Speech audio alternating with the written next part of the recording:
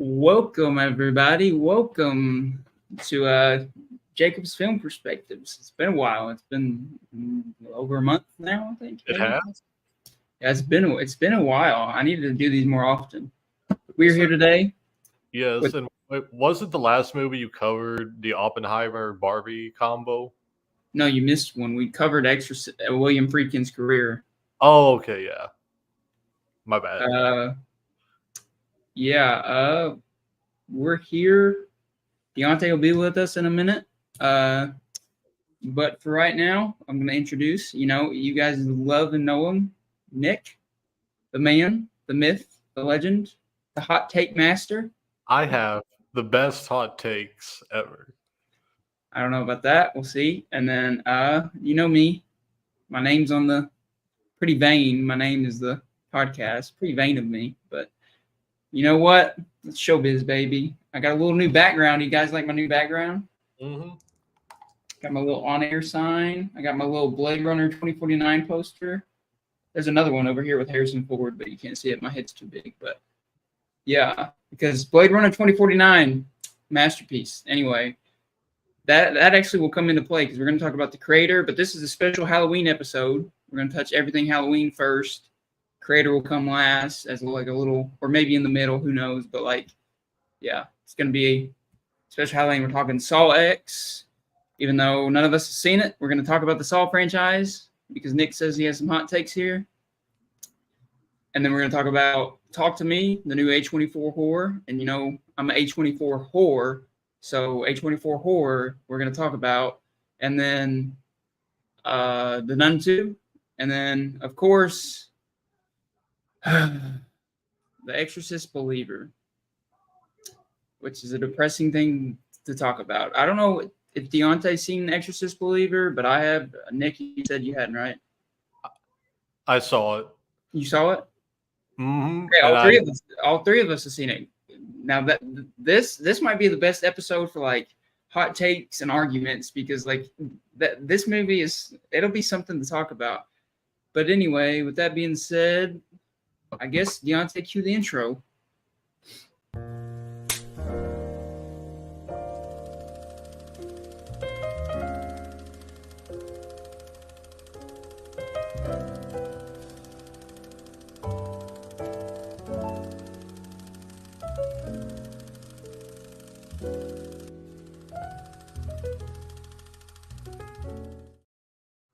Shout out to Will from the SNN network for making that sexy, lovely, lovely intro. And now Deontay will join us in a minute. So I guess I'm gonna let you ride this one, Nick. Where do you want to start? Well, I think how about since we're covering like what I think four movies, how about let's just like start with The Exorcist because I feel like out of all those, that's like the big one. That's the one that's been hyped up so much lately. So much. And I have some very strong opinions on it. I had some strong opinions on it when it was first announced. I have strong opinions on that whole franchise in general. But do you want to go first or do you want me to just like kind of like give my breakdown on it? I'll let you give your breakdown. I'll just say this first. Precursor, The Exorcist, top 5 favorite horror films for me. William Friedkin's a master, but I was actually oddly excited for this movie, and I don't know why because Friedkin's dead, and now after seeing it, they definitely stomped all over his grave. But yeah, so like I went into this with like super high expectations. So if I like my opinion on this is true, like I'm not dogging it just to dog it. If I do dog it, who knows? I may love it. I haven't said yet, but we'll see. But anyway, Nick, you go. Let's hear your thoughts on The Exorcist. I'm very curious because I know you like religious stuff sometimes. You're a religious type guy, and so I'm very curious about your thoughts on. So overall, so like looking at The Exorcist, like the original and the two sequels in this movie, I feel like in horror there are some movies that should not have turned to a franchise.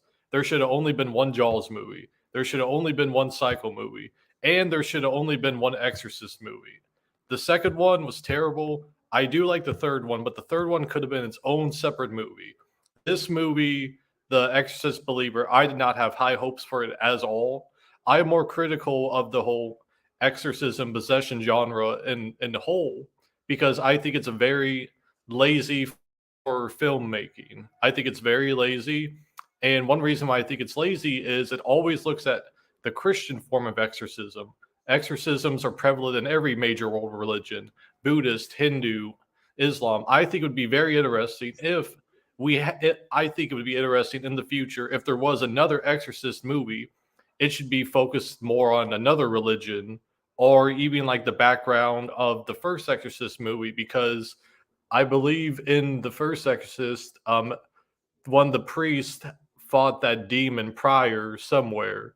So I think it would be interesting to look at that. But going back to what I originally said, I think The Exorcist should have been a one movie franchise. Alone, The Exorcist is one of the best horror movies of all time. It is dated with some of the technical and practical effects. I will say that. Some of the lip singing with like Reagan being possessed by the demon doesn't match up. But overall, it is one of the best horror movies of all time. Love it or hate it. Love it or hate it has influenced an entire generation. That being said, The Exorcist Believer is a terrible movie. It is following the footsteps of the recent Halloween trilogy, the Scream movie, and a few other movies. These movies are called legacy sequels because they pick off usually from the very first movie. Well, actually, a real quick, the Scream movie does not do that. My bad. The Scream movie does not do that. But the Halloween trilogy and some of these other movies, recent horror movies, are legacy sequels. Basically, they pick up right after the events of the first movie. They just look at the events of the first movie. The Halloween movies did that. I think I did enjoy the first Halloween movie of the new trilogy. The other two, in my opinion, were very lazy. They were very lazy, especially the third one. And if you watch the third one, it is a blatant ripoff of Christine. It is a blatant ripoff of Christine. But I think legacy horror movies are a very lazy form of writing. And the reason why is because it's mainly building around a story that everyone already knows due to a franchise flooded with sequels, flooded with different timelines, with all this information. And these movies are only built for the fans, and these movies are loaded with Easter eggs and callbacks and references. And every legacy horror movie brings back one original person from the original movie. Jamie Lee Curtis was in the new Halloween movie, and they brought back the original mom from the Exorcist movie. Over to think that legacy horror movie sequels are very lazy. I just want to quickly say I'm not putting down the actors in those movies. Those actors did an amazing job with the script they were given. But the thing is, these movies are designed by studios for a quick cash grab on franchises that are already beloved. And I'm just going to say this right now. A lot of popular slasher franchises, Halloween, Nightmare on Elm Street, Friday the 13th, even Child's Play, I think they should all just die at this point because we keep seeing the same story over and over and over again. And it's like with the Halloween trilogy. They said that those were going to be the last 3 Halloween movies, but there's talk of making another one. And I see these legacy horror movies as just cheap cash grabs on basically cheap cash grabs with the fans and with the legacy of those movies in the first place. Because once again, The Exorcist should have been a standalone horror movie. Psycho should have been a standalone horror movie. Actually, Halloween, the original Halloween, should have been a standalone horror movie. We did not need a Halloween. We did not need a Halloween 4, 5, 6, 7, 8. We did not need a Jason Goes to Space. A lot of these franchises should have just been a one horror movie franchise, maybe even 2. Halloween 2 was a good movie. I will say that. But overall, The Exorcist Believer is a lazy movie following a lazy trend.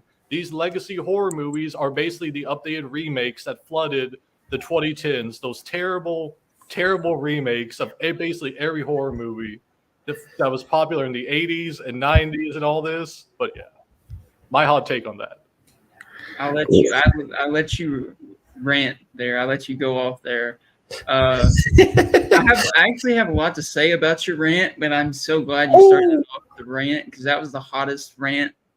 Like you went off, and like I agree with everything you've said because I'll touch on that. The thing you said about the exorcism, how they're focusing on Christianity. Actually, let's welcome our other guest here.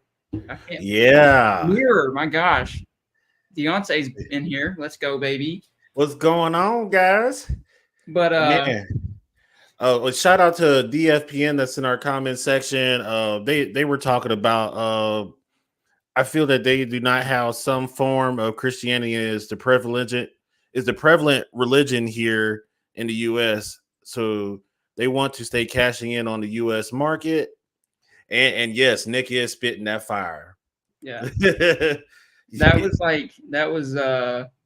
was like J. Cole going off on a verse. That was like a feature from J. Cole right there on the podcast. But anyway, cold world, man.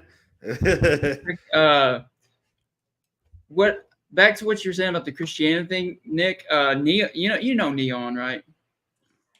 Yes, I do. Okay, Neon. That it lives inside. I think that's doing a different religion of possession. I think that has to do with because the main girl is Indian, like I think Hindu.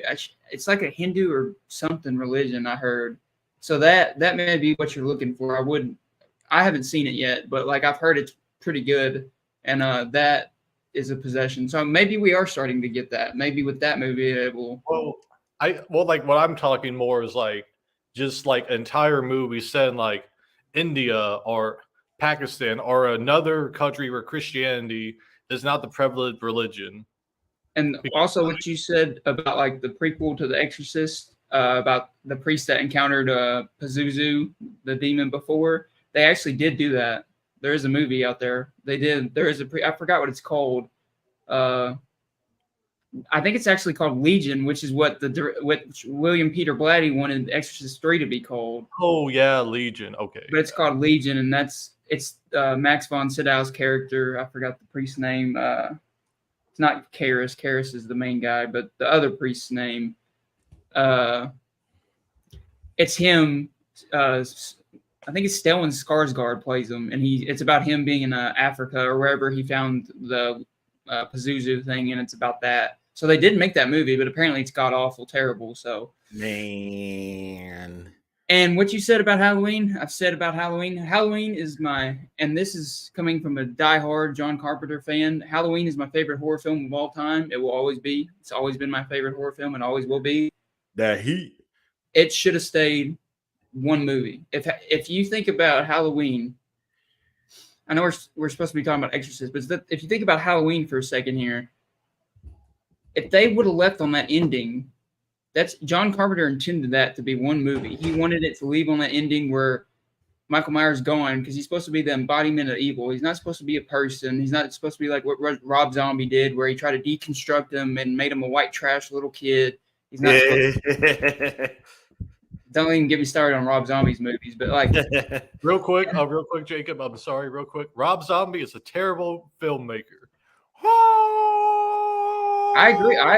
I agree with that. I don't like any of it. The only Rob Zombie film I like is House of a Thousand Corpses, and that movie completely rips off Texas Chainsaw Massacre Part 2. So like even his best movie is just taking from another Tobe Hooper. So like even his best movie he's taken from other people. But a lot of people hate Rob Zombie. I like both of the Rob Zombie Halloween movies. I didn't think they were the greatest. They definitely weren't superior to the first Halloween, but House of a Thousand Corpses for sure. And didn't he do what? It's the It's based on like the Devil's Rejects. Wasn't that him as well? Yeah. Yes. That's the whole trilogy. He did it's the Firefly trilogy or whatever it's called. I thought Rob Zombie killed it with those. I mean, I haven't seen Devil Rejects, so I can't say because I stopped at House of a Thousand Corpses because I liked it, but I was like, this is just Texas Chainsaw Massacre 2, just in a different form, basically. The only thing that stands out is Sid Haig as Captain Spaulding. Rest in peace to him. He did great in that role. Rest in peace.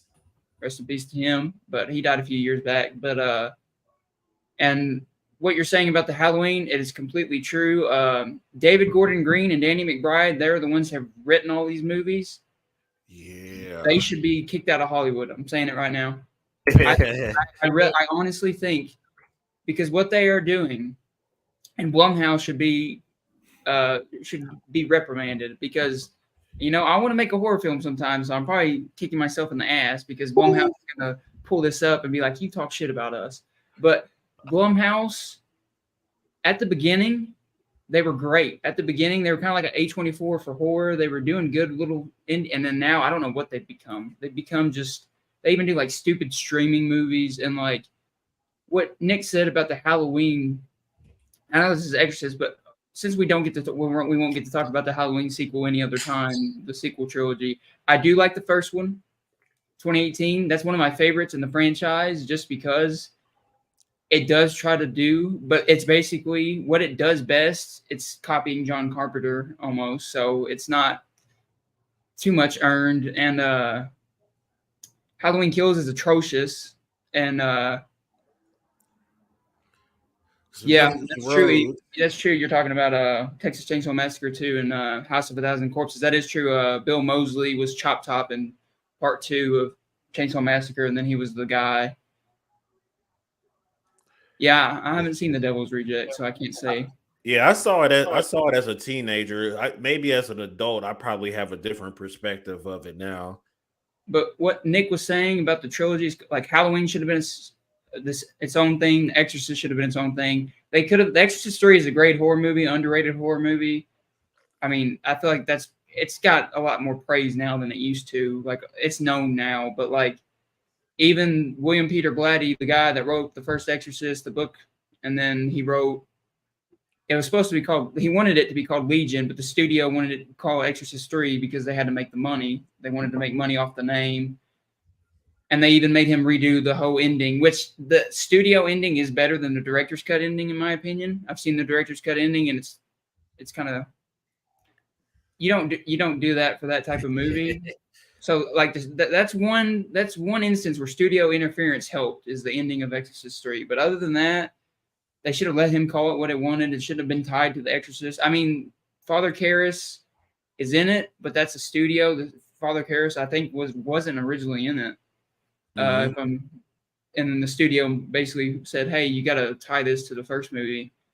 But it's still a great movie. Go watch that. George C. Scott's amazing in it. He yells all the time for no reason. He's so angry in that movie, and it's hilarious. Man. But back to the Halloween sequels. Yeah, and then Halloween Ends. Nick is completely right. They basically said, let's see Christine, but let's put it in the Halloween franchise. And let's, I mean, the kid even looks like the kid in Christine. Like, it's not like they're trying to hide it either. Same name, too. I forgot about that. It is the same name. And which is absolutely nuts. But, like, I hope it ended with that. I will say I do like Halloween Ends better than Halloween Kills. And I think it does have some interesting ideas. I respect the interesting ideas they had for that. They just did not execute it well whatsoever. Mm-hmm. But back to The Exorcist, Believer. We'll get on the main topic now. My God. This is the worst movie I've seen in theaters all year. It is god-awful, dog shit, dog water.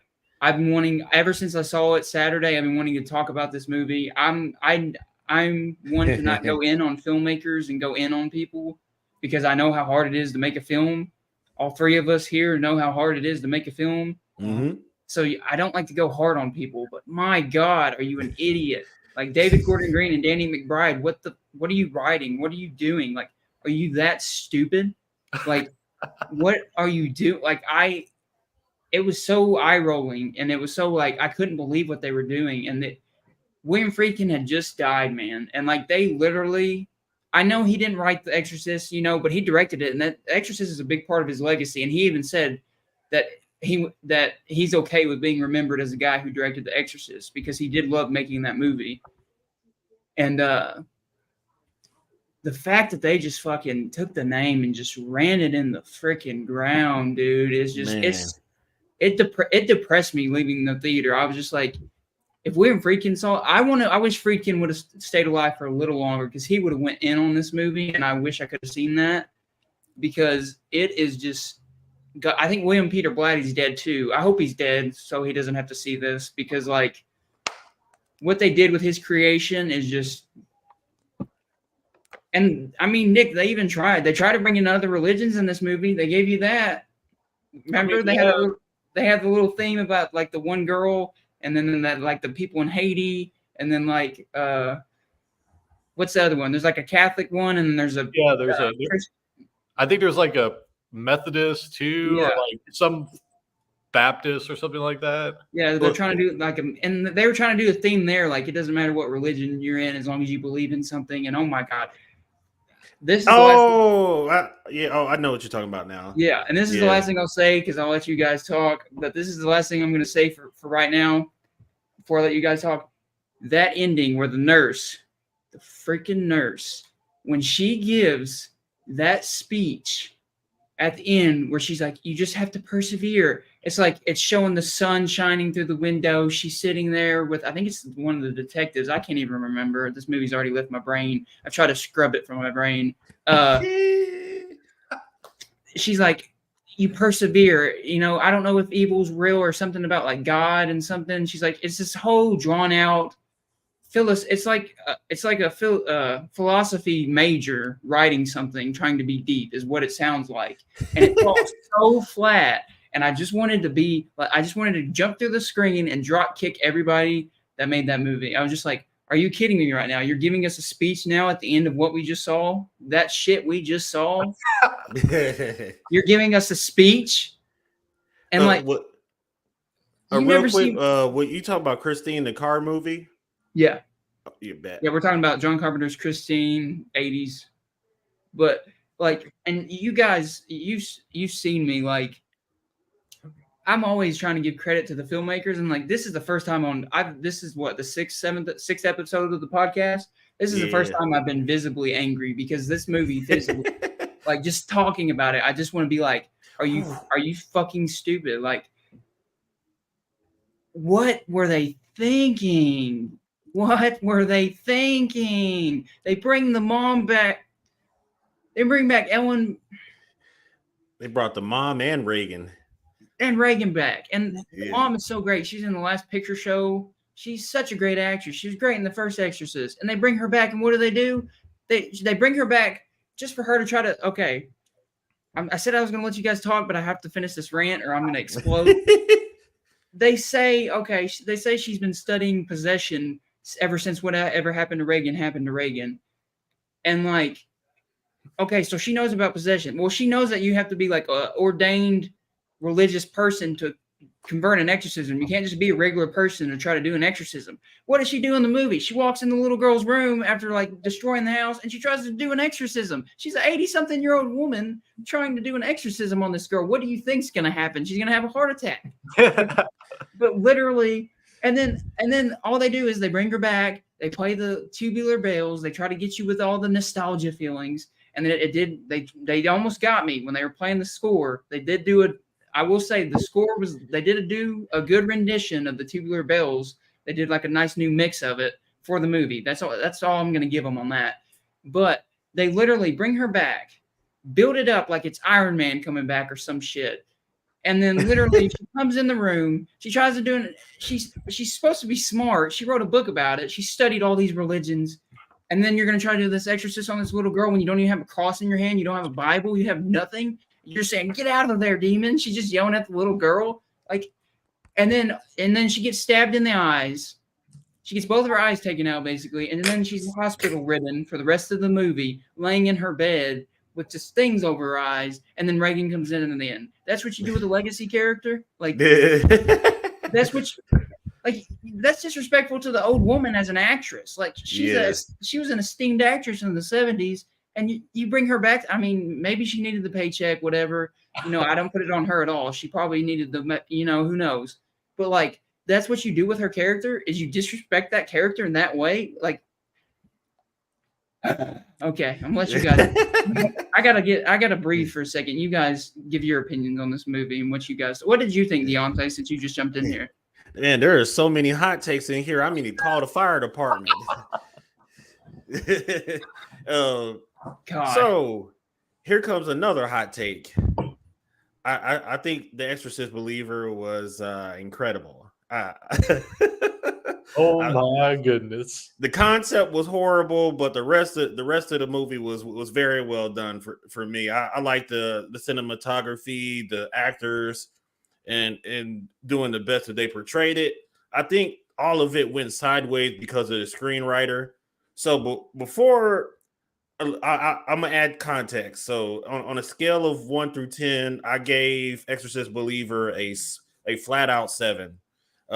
It won't go any higher or any lower, but I thought I enjoyed it. It's the way that they handled Reagan, like Jacob said, was definitely like really selling themselves short. Not a smart move at all. And then making her mom like kind of like a hero too. She was like, I wrote a book, so I think I have some knowledge on what's going on. And it's just like, you probably didn't need her in this movie at all. You probably didn't need Reagan either. It was nice seeing Reagan, but honestly, you gave her like 15 seconds, and not even that much. She came in, gave her a hug, and then we went straight to credits. And it's just like,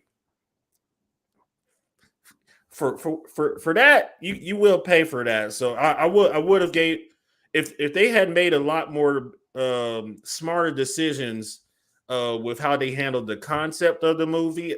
I probably would have gave it at least a 9. It's not 10 worthy for me by any means. But I'm sure like the way Jake and Nick ranted, they're probably giving it at least a 4 out of 10.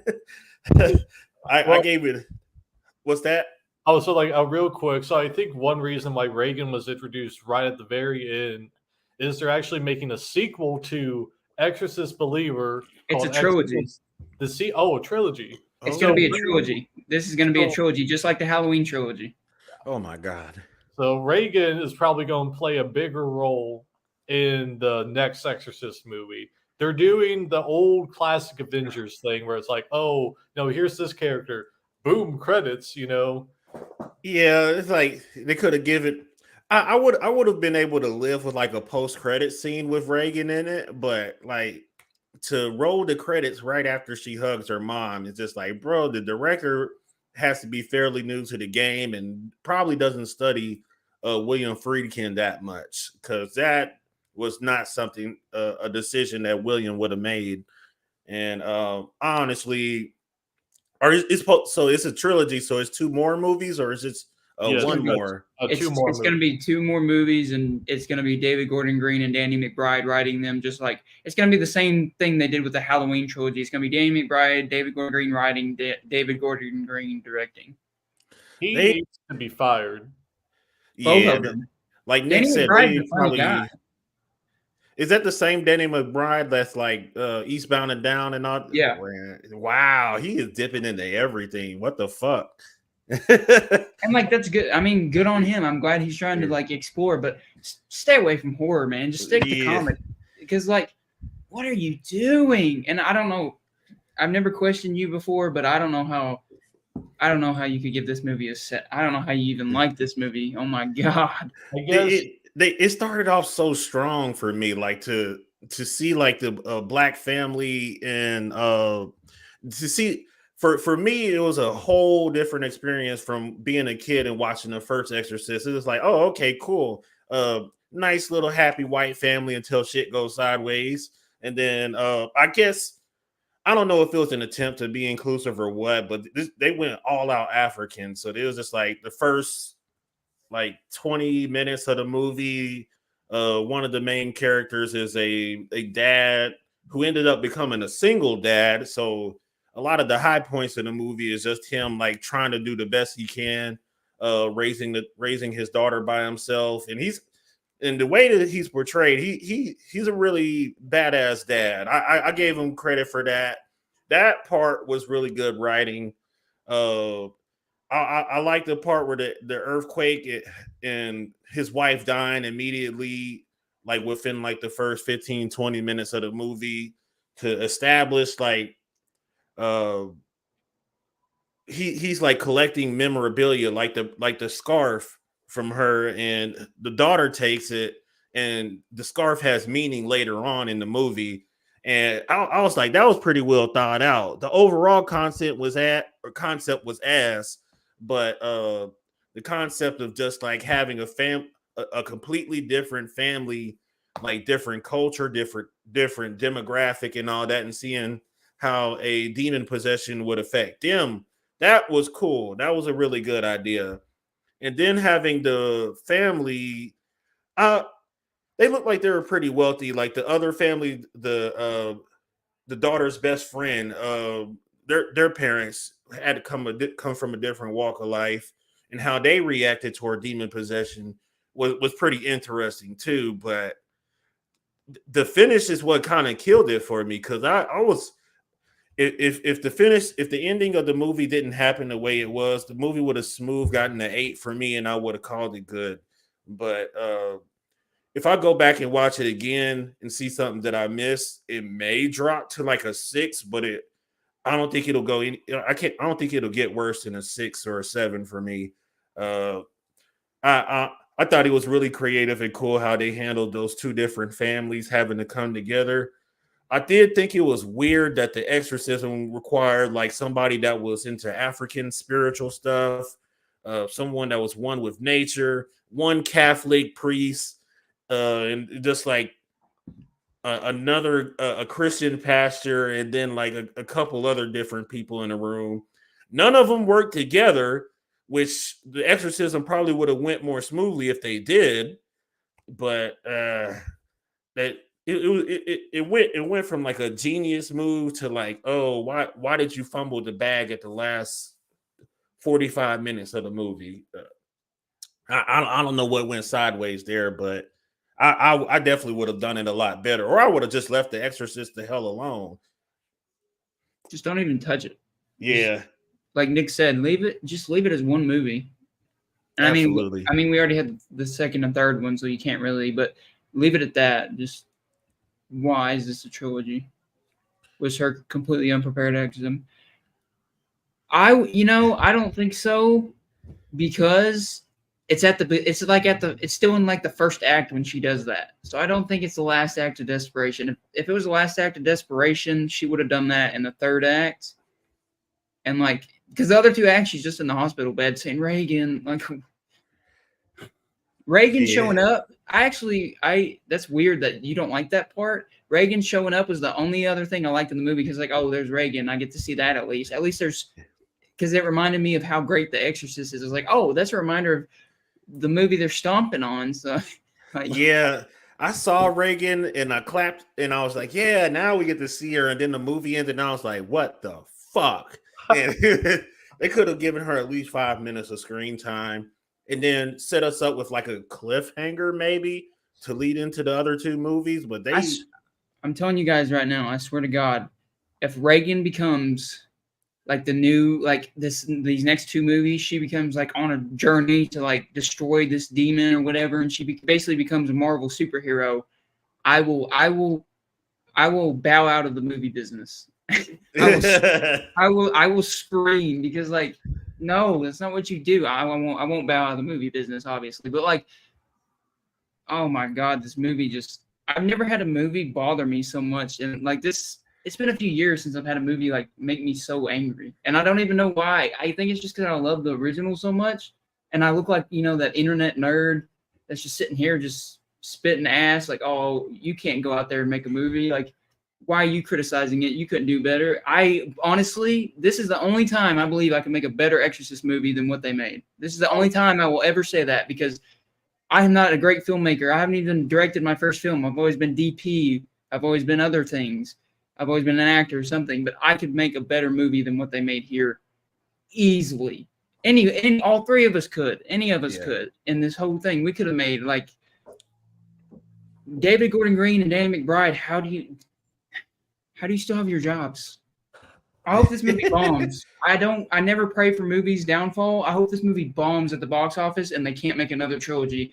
but it's not going to. It's going to make its money back because it was cheap.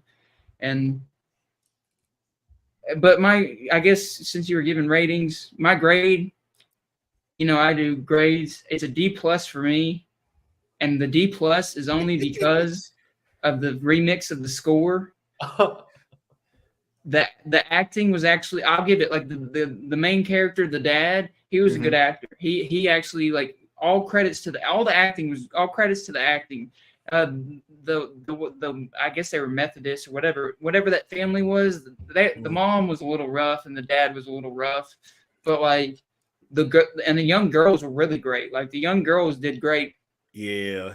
And I mean, that's a tough role to be a 12, 13-year-old girl, and you have to act like you're being possessed by a demon. I couldn't even imagine being in that headspace. So like, props to them. That's why I give it a D plus, and because I just saw Reagan at the end. But other than that, D plus. I have a letterbox now, and I gave it like a 1.5 out of 5 on letterbox because it is just booty savage.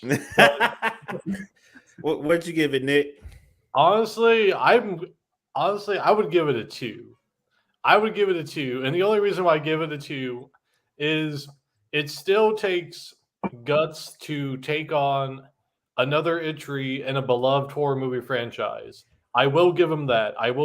He could easily, and he should have, but he could easily turn down the project and just gave it to someone else. I will say it does take guts to take on a project like that. And also, I'm going off some stuff you were saying. It was a well-shot movie. Like the shots look good, and the actors they did the best they could with the script they had.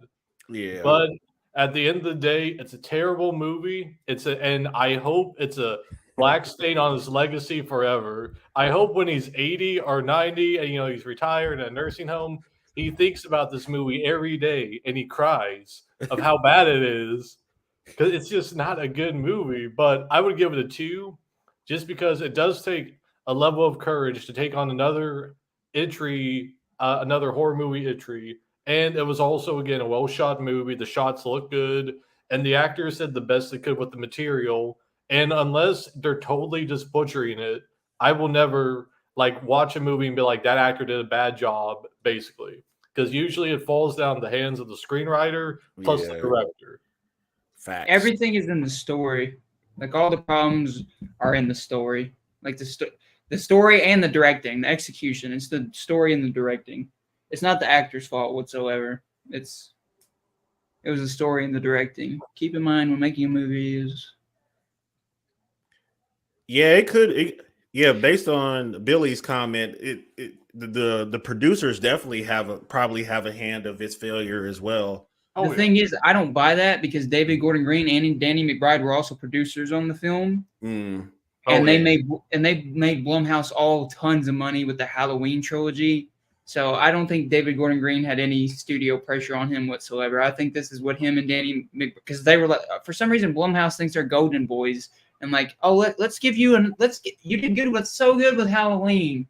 Let's give you The Exorcist. Let's give you another classic franchise to fucking destroy. Sorry, but like language. Well, foul language. But I mean, it is because people like the third one. And for some strange reason, some people do like the second one. It's like the Jaws franchise. People like those movies mainly because they're bad. Like Jaws 2, 3, 4. I think there was a fifth one. I would say The Exorcist is a beloved franchise, but it's beloved for different reasons. The first one is beloved for its influence on the horror movie genre as a whole. The third one's beloved because it's so different and it's basically its own movie. The second one is beloved for how bad it is. I've never met a person that said they liked the second one.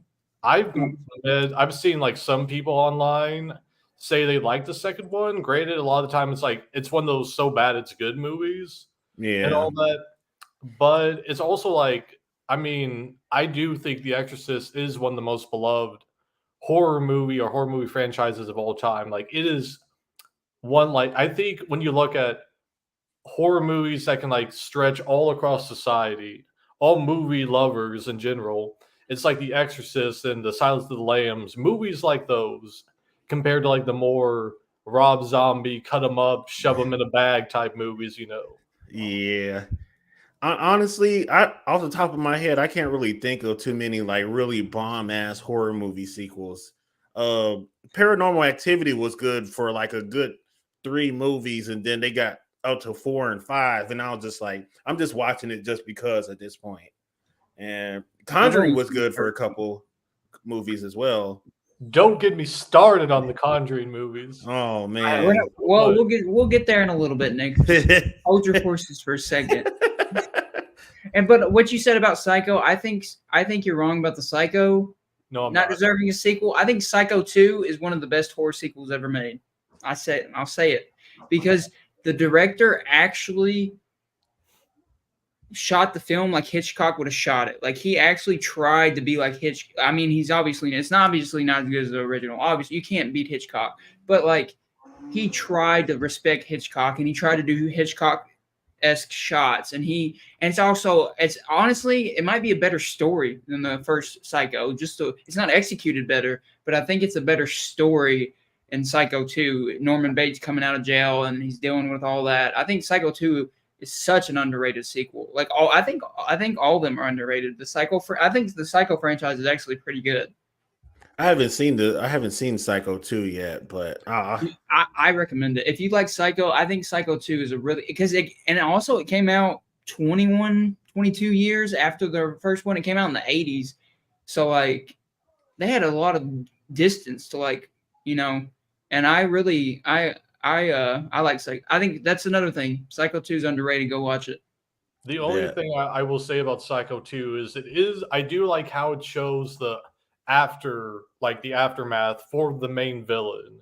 How it shows the aftermath, like what happens, in jail and coming out of jail and all that.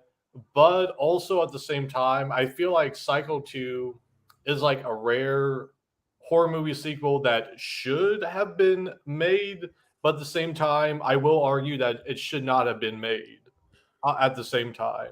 Because, like, I just feel like the original Psycho, it's so good, the story is so good. And truthfully, the ending of it is a good ending. They caught him, he's going to jail. We really don't need to know that much more about Norman Bates as a character. Right. It's kind of like with the whole Bates Motel TV show. Did we really need a TV show looking at his early childhood when we got Right. that information basically in the first movie? It's like with the Pet Cemetery prequel that's coming out. I think it already came out too. You Yeah. really need another Pet Cemetery movie telling us about the animals coming from the dead when we literally saw all the prequel stuff in the original movie. Like they had flashbacks for a reason. And I will say, Psycho 2 is a rare case, but I think the rest of the Psycho movies and the stuff that followed after that is not good at all. Like the Bates Motel, and I'm pretty sure there was a Psycho remake in like the 90s. Yeah, It was 1999. It was Gus Van Sant too, which is shocking, but it was that shouldn't have been remade. Vince Vaughn actually played Oh Norman God. Bates. Oh And man. Oh no. It was 1999. Vince Vaughn played Norman Bates. It's directed by Gus Van Sant, which Gus Van Sant's a great director, Good Will Hunting, stuff like that. But like, it's basically a shot for shot remake, and there's a few weird added scenes. But I haven't seen it because I'm never gonna watch it. But like, I don't need to because apparently it's just the same exact movie with just a few added scenes. But it's basically just script for script. Man. Honestly, that when I heard Pet Cemetery was going to do like a little TV series, I was like, oh man. Unless they like would have explored like the Wendigo a little bit more, that would have been cool. Like the origin story of like where it came from and why is it like in charge of the forest surrounding the pet cemetery and why people shouldn't trespass in it. Like you could have dived into that, but if you're going to keep going over dead bodies that get buried there, it's just like nobody really is going to keep checking for that. Well, I mean, off topic, but Pet Cemetery is obviously off topic. But you get what Nick said. You get the story like Fred Gwynn as Judd, given the story in the original movie, you get the gist. You don't need to like actually show us what happened. And so yeah, I heard, yeah, that's one thing about the remake is famous for that. There is a scene where the remake's famous for that. And rest in peace to her. She actually died in a car wreck, I think a year ago or something. Rest in peace to Anne Heche. She was a good actress. Rest in peace to Oh her. wow. What movies was she in? I know. I want to say I know what. I say she's a great actress, but I can't remember what movie she's in. But I know there's like my memory's so bad. She's been in some really good movies, but she plays Marion Crane in the remake of Psycho. She plays the main or the you think is the main girl until halfway through, obviously. But like, yeah, man, yeah. Rest in peace. Up in the chat for Anne Hayes for sure. That's all I got for Exorcist the Believer. You guys wanted to do like maybe talk to me next or Saw? I'll let Nick choose. Okay, let me see, because we got Saw, Talk to Me, and The Nun 2, right? Yep. Okay, so let me think. How about let's try to get all like the franchise movies out of the way, and then we can do Talk to Me. Bet. Okay. So sounds like Saw X it is. And we haven't seen I don't think any of the three of us have seen it. Well, well, like I haven't seen it, but here's again my thoughts on the Saw movies. The storyline, it's basically just a cop soap opera at this point. There's just so much nonsense left and right. I actually do think that the Saw movie could have been a good standalone horror movie because the ending is by far one of the best 21st century horror movie endings of all time. It's classic, it's iconic in every single way. Game on. Yeah. I will say that the Chris Rock Saw movie was a tragedy. It should not have been made. The only reason why it became like popular, if you will, is because it's Chris Rock, the funny man, directing a scary movie. He's trying to make it funny. And you got Samuel L. Jackson in there going, "What's up, motherfucker?" and all that stuff. But it's just like, I feel like the Saw movies are a very interesting franchise because they did kickstart torture porn. But the thing is, the first Saw movie is not that violent of a movie. And they actually don't start kicking up the violence until like very later on in the series. But the main issue is John Kramer, spoiler alert, everyone. He died, I think, in like the fourth or the fifth one. The third one. The third one, yeah. He died in like the third one. But the thing is, they still kept chugging him in like every other movie. And I'm pretty sure with this one, he's alive again, but it's not a prequel. It's like a sequel. It's a prequel. It's set in between the first and second one. Oh, okay. So actually, my thoughts on that kind of like just flew out the window. But I think my thing is with like okay, she's actually right about that. She is right. I think it is a legal way to watch snuff films.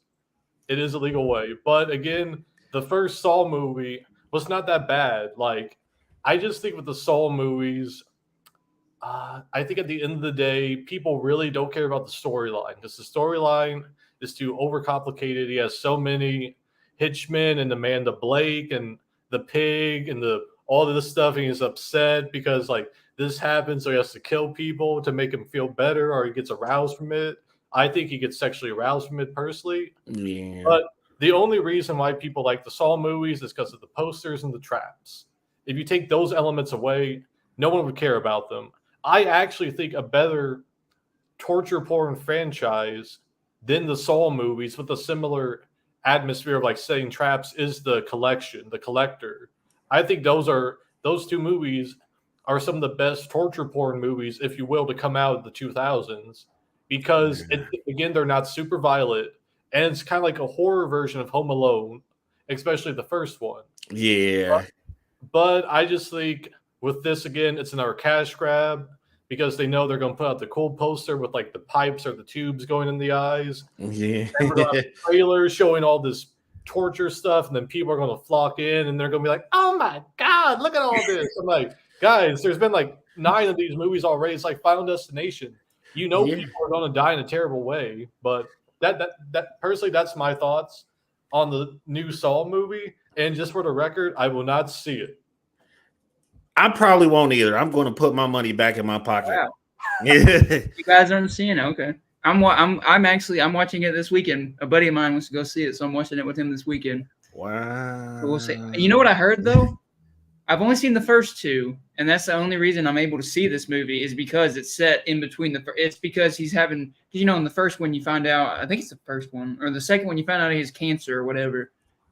And this one is set in between the first 2, and he's having surgery to get the cancer removed, but like they like gyp him or whatever. It's like a scam, and then he tries to get revenge on those people that scammed him because the surgery didn't work or whatever. And I've actually seen, and there's like, because I follow some horror YouTubers, horror in that community, and like, there's a few people that like, I know somebody who loves the Saw franchise, thinks it's top 2 of the franchise. I know a guy that absolutely hates the franchise and says this is easily the best Saw movie ever made. And like, I've been seeing it, like a lot of people are saying this is the best one ever made, and which is crazy to me because the first one's almost a near perfect indie little movie. James Wan and Lee Winnell did great on that, and the first one's in my top 20 favorite horror films of all time. I love the first one. The second one is just dumb fun. Like the second one's it's a good movie, but and I quit after that because I saw the quality from the first one and to the second one is like, phew. So like after that I just gave up, and I watched the new Spiral because I like Chris Rock. So I was like, let's see and I wanted to see what Chris Rock could do, and obviously he didn't do well. But like, man, which I wanted Chris Rock to. I love seeing Chris Rock in movies, but like. That movie in particular has made Will Smith want to smack him again. Yeah. But like, I'm excited to watch Saw X just because it's set in between the first 2, so I actually know what's going on, and people are saying it's the best in the franchise. So yeah. So we'll see on that. But like, yeah, that's my only experience with the Saw franchise. I made it to like Saw 2. I think I made it to the 3rd Saw before I finally just quit. And it just became like Fast and the Furious for me because I stopped in Fast and Furious with Tokyo Drift. And it's just like, bro, if you make it to like 12 different sequels, you're doing too much. You're trying to capitalize on an easy people, I guess, easy to please people. I don't know what the conspiracy theory it is behind that, but Saw was perfect as it was, and like Nick said, the need sequels, and definitely 10 years from now won't need any legacy sequels. But I can't tell these damn studios what to do at all, so they can go broke on their own for not listening to what the box office told them. Mm-hmm. Mm-hmm. Because I'm pretty sure the first Saw movie was the only one that got like really good reviews. Yeah, it's actually rotten on Rotten Tomatoes. Even the first one. Wow, I didn't know that. Even the first one. Well, I mean, to be fair, back then, like Scream type horror movies were still popular. Yeah. So Yeah, I mean that was what 04? Yeah, 04. So I think it was like even been like maybe a bit earlier too, but I don't know. Like I think at the end of the day, you don't have to like watch all the Saw movies. You just have to watch like those YouTube videos where it's all the traps, every single trap. I did that, and I'm like, I've watched all the Saw movies. That's the only thing people care about. It's the damn traps, man. Will they make the time limit? Emperor King Will has made it to the chat. He says, I do still like a few of the Saw movies, but the last one before this was the best one, in my opinion. And Saw 1, and I think it's 9 because X is 10. I think Saw. Is he talking about Spiral? Is because that's not technically Saw 9, is it? Yeah, wait. Yeah, I thought Spiral was like its own thing. And Yeah, I because they think- did Jigsaw too. Jigsaw is not technically in the numerals either. I think they've tried to do the two different things. They did Jigsaw, and then they did Spiral, and then they have like the number franchise. Yeah, I think there is a Saw 9 that is out. I think Jigsaw and Spiral were separate from all of those. So that means there's 12 Saw movies. God, Good God Almighty, man! Like, Jesus wept. like even like Nightmare on Elm Street and like Friday the 13th had to stop at some point. Halloween had to stop at some point. Friday the 13th made it. I think there's. I don't know. I think there's 12 Friday the 13th movies actually. Because I think there's a thing people are saying they got to make a 13th one because it's Friday the 13th. Yeah. But I don't know if we'll ever see that. Actually, we're getting an A24 show for Friday the 13th. Actually, I forgot. Oh. A24 is producing a show about Friday. I don't know what it's going to be about, but it's a Friday the 13th show produced by A24. Apparently, they're working on it right now, is what I've read. So we'll see. Billy was saying that people hated the first Saw movie, and I watched the movie so many times as a kid growing up. Maybe I need to watch it again as an adult, but I was kind of obsessed with the first Saw movie. It felt like a classic to me. I don't really know what the criticisms were about for the first movie, but I was late to the game. I didn't watch the first Saw until 2018. So I was late. I didn't watch them growing up. I was late to the Saw game. Let's see. Will says in 9. No, I'm not talking about Spiral. That movie was. Yeah, you're right. Straight up booty cheeks. Dang it, Chris Rock. I had faith. Yeah, Jigsaw number 1 was the best ones in my opinion. So he's talking about Jigsaw. Okay, I haven't seen Jigsaw, so I can't comment on that. But I need to check Jigsaw out then. I'm not watching Spiral unless I could do it for free and someone makes me do it. It's boring too, and then like if anything, you're gonna make a Saw movie boring, and like the twist is because that's their thing now with Saw. They got to have a twist. That's the thing with Saw. You got to have that twist. The twist is like you see it coming a mile away, and it's like who the killer is, and it's just like, why? Poor Chris Rock. I think what?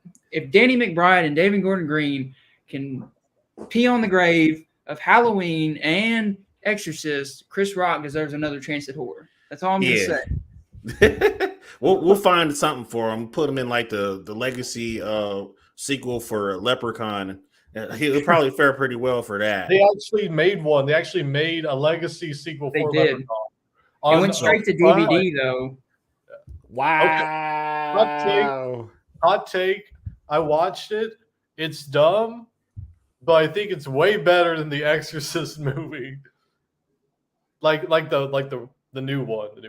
Well, I could see that. I mean, I could go outside and watch a dog pee on grass, and it's better than Exorcist Believer. So, man, I'm telling you guys, I hate that movie. I don't hate movies, but Exorcist Believer can go somewhere. Golly. Oh, we're not talking about that. Chris Rock needs to get slapped again, apparently. Let me see. Then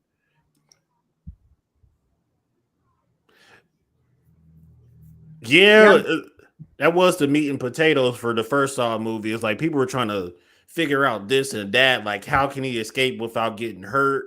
How can he escape without killing the person that's in the cell with him? Ooh, the person in the cell with him is dead too late. All right, back to square one. Solve the mystery and how you cannot get killed and you can escape. And after the fact, the other mystery we had to solve was who is this guy, like over the microphone, giving me all the instructions about the trap I'm in, and that made it really fun for me, even as a kid, to watch, because I feel like I was a part of it. I'll say this because this ties to Saw.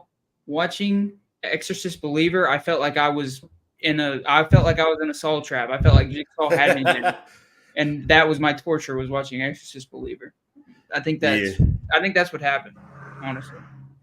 Yeah, that's all I got to say about it. Off the top, without even going to Seesaw X, I'm probably going to give it like a 4.5 just to play nice. I'm gonna give it a 0. Just a 0 right off the bat. You know what? Mercy. I have faith in it. I have faith in it. I've been hearing good things. I have faith in it. Facts. I still think there's some good horror horror directors out there. There's some good ones. Yeah, there is. Well, like actually, Ari Aster. That man. Legend. Amazing. He's an amazing filmmaker. Well, I think right now with the horror genre, we're at a very, very weird point, in my opinion. Because I personally feel like A24 is kind of slowing down with horror movies. I feel like they're slowing down a bit. But we see more original stuff coming out, like the Five Nights at Freddy's movie, which I'm going to see, and it will be the best horror movie of all time. But we see more original stuff coming out. But at the same time, we're dealing with these legacy sequels. I feel like as horror fans, as movie fans, we need to start seeing the original stuff more. The issue with horror is, in my opinion, is every film genre has a plate of content and just like movies and all that. Horror fans have the biggest plate of content ever because horror movies will always be made. Horror movies are being chugged out every week. But the thing is, we are starving and we do it to ourselves. Yeah. We choose to go see these remakes and legacy sequels and stuff like that, when at the end of the day, we have original movies coming out every single day. And I'm going to be honest with you, a lot of these original movies are bad. But I mean, some of the biggest hits that have come out recently, like Terrifier, for example, that was a small indie film. And now look at it. It's probably the biggest horror movie of this decade. So I think right now, as horror fans and as movie fans, we're at a very weird point where we do have to start supporting, promoting, suggesting, doing all that stuff with original movies compared to because I mean, let's be honest here. We're not going to get that slasher Mortal Kombat movie we want. We're not going to see Michael versus Jason versus Freddy versus Chucky. That's never going to happen. We should let that die. And instead, we should start focusing on these newer movies, and newer studios putting out stuff, newer filmmakers, and all that. I do think A24, they are slowing down with their horror movies. They're not dying. They are not dying, but I do think they are slowing down with the amount of horror movies they are putting out. I think they're trying to go a more experimental indie route again. They're trying to go Oscar worthy too a lot more. Yeah. Like I think this year, Talk to Me was the only mass marketed horror film they released was Talk to Me this year. I think that's the only one that that's the only one that A24 has produced. That was an original story too. Yeah, mass marketed. Really good original. I don't know if they did any on streaming or anything like that, or straight to digital or whatever. But like in theaters, Talk to Me is the only horror film A24 has released this year. So. Yeah, that striking pandemic did a number on the film industry. It did. And the sad thing about the strike is they figured it out with the screenwriters and all that, but the actors, I believe, are still striking, or vice versa. They figured it out with one side, but the other side is still striking right now. And I think also just like with the rise of AI and stuff like that too, because this actually pissed me off when I saw it. They're making a sequel to Brightburn, which I love Brightburn. I thought it was a really good movie. Yeah. But they're using AI in it, whether it be for the screenwriting or just like do animation or whatever. They're using AI for this sequel. And I feel like that's the future we're going to see. With a lot of these movies, they're going to be using AI for it. God, and you kind of see it in TV shows too. Like Marvel was already dabbled with it a little bit too. Their whole opening theme for Secret Invasion was AI generated, and a lot of people completely hated it. So it's like that should be a precursor for y'all to leave that shit alone from here on out. It's getting scary, boys. We're in a scary. Yeah. The movie business is a scary business. It's always been a scary business, but it's getting scarier. I will say that it's looking bleaker. Not to get it too. I mean, so you know what? This is a spooky Halloween special, so let's get scary. The movie business, not looking too good. It's looking scary. I mean, there's little bright spots, but like, it's looking scary. I guess before we get too depressed about that, should we move on to the Nun 2? Yep, this is the last franchise before Talk to Me. So the light is at the end of the tunnel, guys. Let's see. Did you see the Nun 2, Nick? I did. I've seen all the Conjuring franchise movies. Like I've seen the first Conjuring movie. I've seen all the Annabelle movies. That Curse of La Llorona, which was a terrible movie. Then I've seen all the Nun movies. I've seen them all too. So, what about you, Deontay? I love the Nun movies, contrary to popular belief. It's just something about the fact that this demon is actually dropping bodies left and right, and it's just like a lot of like spiritual horror movies or supernatural horror movies don't really go that far historically, but then you have movies like the later Paranormal Activities, like 4 or 5, where like the demon is actually like impaling people and doing stuff like that, and it's just like, man, that kind of it's more disturbing than it is scary, because it's just like, if I have a demon possession, what will it take to make that motherfucker off me before I get an exorcism done? It kind of raises that factor to it, because it's not really common that people experience like demon possessions where the people doing the exorcism die, the family that's involved with the exorcism is getting killed,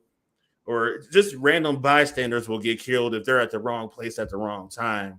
It makes the demon seem a lot more powerful than it actually is, and it's a lot more dangerous and lethal. So it gives you that, like, if you're in the room with the Volok, the nun demon, the chances of you living are very slim, and they stayed consistent with that. So I really enjoyed that.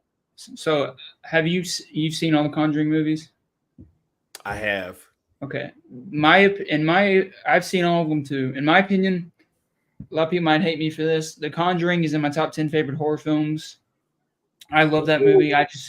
It takes you back to, I just love the 70s. It really takes you back to the 70s. James Wan was a master with that.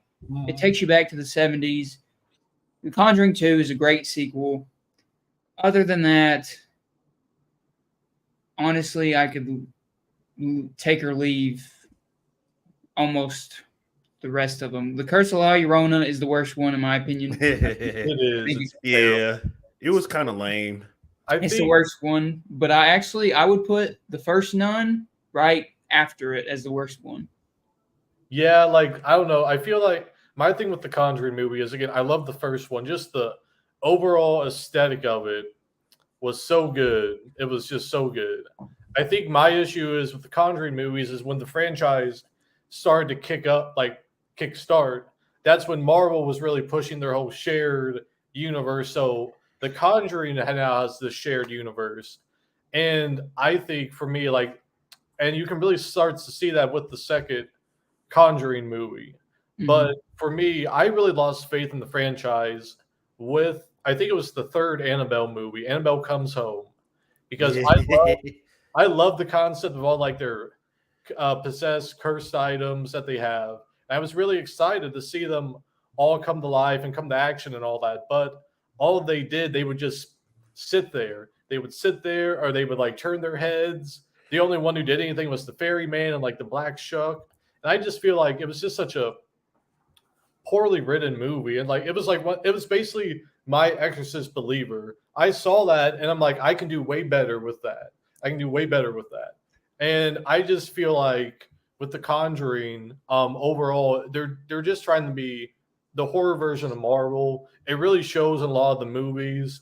The first Conjuring movie was an amazing movie, and for me, the first Nun movie was it was kind of unnecessary. Because once again, we got the background on the nun and all that. I do like how they're trying to kind of connect all the the stories and all like the timeline. I guess make the timeline better for people because they keep expanding on it with every single movie. So I do appreciate when they do expand on it, they do show what actually happens because I think they keep tying it back to the Fritch guy from the first movie. He got possessed, but I personally like the second Nun movie kind of for the same reasons how the demon was just dropping bodies. Yeah. I'm really glad we get to see that because Annabelle and the Ferryman, the Black Shuck, all those other demons and cursed items from the Annabelle Conjuring movies, even the Crooked Man from the second one, they're just there to give you a little jump scare. They're not going to kill you. They're not going to. This demon, on the other hand, if that girl and that babysitter unleashed that demon in the house, it would have tore them to shreds. Jeez. And I think with the Conjuring, also they're just running out of ideas and cases because after a while it's just the same thing over and over. Haunted house, possessed person, they show up, they do this, they get the item, they put it back in the museum, then boom, credits. So I think it would be very interesting for me to see the Nun completely detach itself from the Conjuring brand and become its own thing and maybe expand on, I guess, that side of things, kind of drop Ed and Lorraine Warren and just focus more on maybe that, if you will. Yeah, it definitely has plenty of potential. Annabelle had plenty of potential too. You could honestly make movies about that, everything that's inside of that damn museum with the Warrens, and it's just and it would be good content. Everything could stand alone by itself. You cover one artifact that they found, and honestly, you could make a Ed and Lorraine Warren universe just for them, and cover all their experiences and what led to them. I would love an Ed and Lorraine universe. I'll say this: the best movies, and for me at least, my four favorite, or besides, I'd actually put The Nun 2 as one of my favorite in the Conjuring universe. Before we dive deep into it, but the best ones in the Conjuring universe are the ones that have Ed and Lorraine in them. For me, I know Nick just destroyed Annabelle Comes Home. That's my favorite Annabelle of the whole show. Oh, come on now. That's my favorite. That's Annabelle Creation is overrated. Everybody loves that one. It's boring. Annabelle Creation is boring. The first one is actually not that bad. But I like the first one more. It's not good, but I'd watch the first one over Creation. I love David F. Sandberg too. Lights Out is a great little indie horror film, but that movie is it's just so boring to me. But Annabelle Comes Home, I've seen 3 or 4 times. I rewatch it. I actually like it. I don't know. It's weird. I know, and I shouldn't like it. I know what you're talking about, Nick, because they have so much potential and they kind of just waste it with the babysitter in the house. I don't know why I like it, but I can't. But Ed and Lorraine are in it for a little bit, and then I think my other thing with Annabelle Comes Home is the tone is very different too.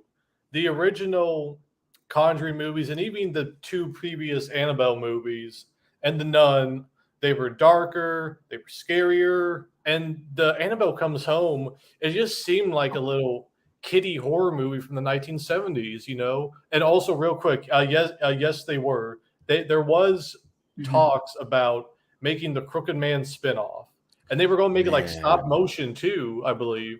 But I believe they canceled it. Which makes me upset. But I think the one thing I like about Annabelle Comes Home is they did not focus on a lot of the artifacts, especially the ones that were really hyped up, like that little cymbal banging monkey. Everyone see a movie. I want to see a movie about him, but we don't get to see that. I will say though, Annabelle Comes Home did have some of the most original demons so far, demons and spirits. But real quick, I want to shout out Mac because his comments just popped up. Mac, you're the boy. Lights Out. Go watch it. That's actually in my top 10 favorite horror films of all time because it's so simple and so creepy for me. The short film or the actual feature film? The short film's great. Go watch both. The short film's great. The feature film I love too. Go watch the feature film is what I'm talking about. Lights Out is in my top 10. I'll say top 20. I'd say top 20 to be safe, but like it's one of my favorite horror films. Like go watch Lights Out. Like that's another underrated. This is a Halloween special. We can recommend Halloween movies. That's one I highly recommend. Lights Out. That's the one movie like that didn't make its own universe and go crazy with sequels. Like I appreciated that. And it just had a dour ending. It was so realistic. Like the ending is not good whatsoever. But like, oh yeah, it was so inventive and original, and the idea, and like the guy that made the short film, the studio actually gave him money to do the actual feature film. They didn't just take somebody's idea from the short film and give it to a big name director. They let David F. Sandberg give him more money to do a feature version of it. Yeah. And like that's just like awesome in itself. But continue, Nick. Sorry about that. You're all good. But real quick though, I do love the short film Lights Out. I have not seen the actual feature film, and also I have seen that Twilight Zone episode. I have seen that Twilight Zone episode. That's traumatic experience. Yeah. That was... oh no, go ahead. I'm sorry. On me? Oh yeah. Well, okay. Well, I think my thing is they basically made that little toy monkey like the Mickey Mouse mascot of the Conjuring universe. Like it was always Annabelle, then that toy monkey, and they always like highlighted it in downstairs with like all the other stuff. And what really sucks though is like if you actually read about the real life artifacts they have so many like scary ones. They have like this doll that can like make people have heart attacks and stuff like that. And I would just love it if they actually had a mixture of like original characters like the Fairy Man, the Black Shuck, and the Crooked Man, and the real life artifacts they have. Then again, I think the studio should let me have that opportunity to make a movie about that. But I think overall, though, I think one reason why I'm not a fan, again, at the end of the day, when it comes to Annabelle Comes Home, a lot of wasted potential, and I'm not a fan of the tone shift. And speaking about tone shift, I actually feel like The Nun, even the first one, both of them are probably, in my opinion, the darkest movies of the entire Conjuring franchise. Yeah. Because even with the first one, like the first one is dark, don't get me wrong, but still has like those Partridge Family moments, if you will, with like the kitchen scene and stuff like that. Like you feel safe watching it because there's a ton of characters, and even if one dies, these other ones are probably still going to live, and they have kids too. Mm-hmm. But with like the Nun too, like I mean, nuns are dying left and right. Like I remember when I watched the trailer, I'm like, oh, this is going to be vicious. Yeah. And I just feel like the Nun 2, in my opinion, it is overall just the darkest Conjuring franchise movie so far. It really is. Like there's like one scene in the movie where the nun, I think in that man's body or someone else's body, but he came straight to someone's house and just murdered a kid cold blood. It's like, wow, you're just going to casually just murk a kid. But then you find out later that kid is like a descendant of a family that the witch had like a long time grudge against. So it's like, whew. Like I'd not want to be a part of that family tree. Well, like it's crazy too because the guy that directed The Nun 2 directed The Curse of La Llorona, which is crazy because that movie's the worst in the franchise. And he also did Conjuring 3. He also directed Conjuring 3. So he's like, I guess he's going to be their guy now, like their guy they go to. But I think it's Michael Chavez is his name. So props to him for actually making better movies than this Curse of La Llorona. But and The Conjuring 3 was a letdown because when you have The Conjuring, because to me the first two Conjurings are easily the best in the whole franchise for me. Mm-hmm. And it's because of James Wan directed both of those. That's why. And like the third one, James Wan isn't there to direct it. And it's just, I do like that's a human that's actually doing the wrongdoings and not a demon in that one. Yeah. My God, that little kid being possessed, the CGI just took me out of it. Isn't there like a fourth and a fifth Conjuring, or am I losing it? Oh, so they actually did announce a fourth Conjuring movie. A lot of people made me do it. Well, that's the third one. Oh, that's the third one. Okay. Well, Yeah. I think the fourth one, I don't remember what the title is, but a lot of people think it's going about the whole Amityville horror house or whatever. They And they kind of did are, that in the second movie, though. yeah. Well, I think this time they're actually going to like expand fully on their involvement in it. But they also announced the Conjuring TV show, and I'm hoping that focuses more on like the artifacts. Like Please. That's I what would you need to do, love a series like that. I would love like even like an anthology movie about Mhm. the artifacts, And but I think yeah, I think the Conjuring series, I don't think it's overstaying its welcome. I think they just need to like move on from certain elements and like either take a darker tone or keep, in my opinion, chugging out these family friendly, horror movies because Annabelle Comes Home, Curse La Lorena. I would even say The Devil Made Me Do It. They're more family friendly, if you will. Yeah. There was some bodies dropping and Devil Made Me Do It too, now that I think about it. But it was still like you could still like go with like your siblings and your parents and get a really Well, good scare out of it. it brings the element because Ed and Patrick Wilson and Vera Farmiga, they do great as Ed and Lorraine Warren. Like they're perfect in those roles, and like it really ground like the first. That's what's so good about the first two. They really ground that movie in realism with those two characters because you feel like these people could be your neighbors. They don't feel like priests or something. They're just regular people that do have this crazy job, and like you feel like they could be your neighbors down the street, and like they have such good chemistry based just bouncing off of each other. And I love that scene, and just like The Conjuring 2, where like it's this horror movie, Valak is running around, and they just take a moment for Ed to play an Elvis song on a guitar. Like just little moments like that really help ground the horror and make it feel more realistic. And that's, I think, with Patrick Wilson and Vera Farmiga, they should utilize them more. Maybe they don't want to be utilized more, but if they do, they should. In the next, because I mean that's what holds them. Because the third one, story wise, not that great. CGI, that kid, my God, but like it was Ed and Lorraine that made that movie. Yeah. One of the best. If they had their own spin-off like Netflix series and it's like maybe like one season only, maybe up to like 10 episodes, like an hour a pop each episode, and it covers like some of the most dangerous artifacts that they have. I have a good idea with that. Did you guys see last year Guillermo del Toro produced it, Cabinet of Curiosities? Yes, I saw that. You guys watch that? That is a great little anthology series on Netflix.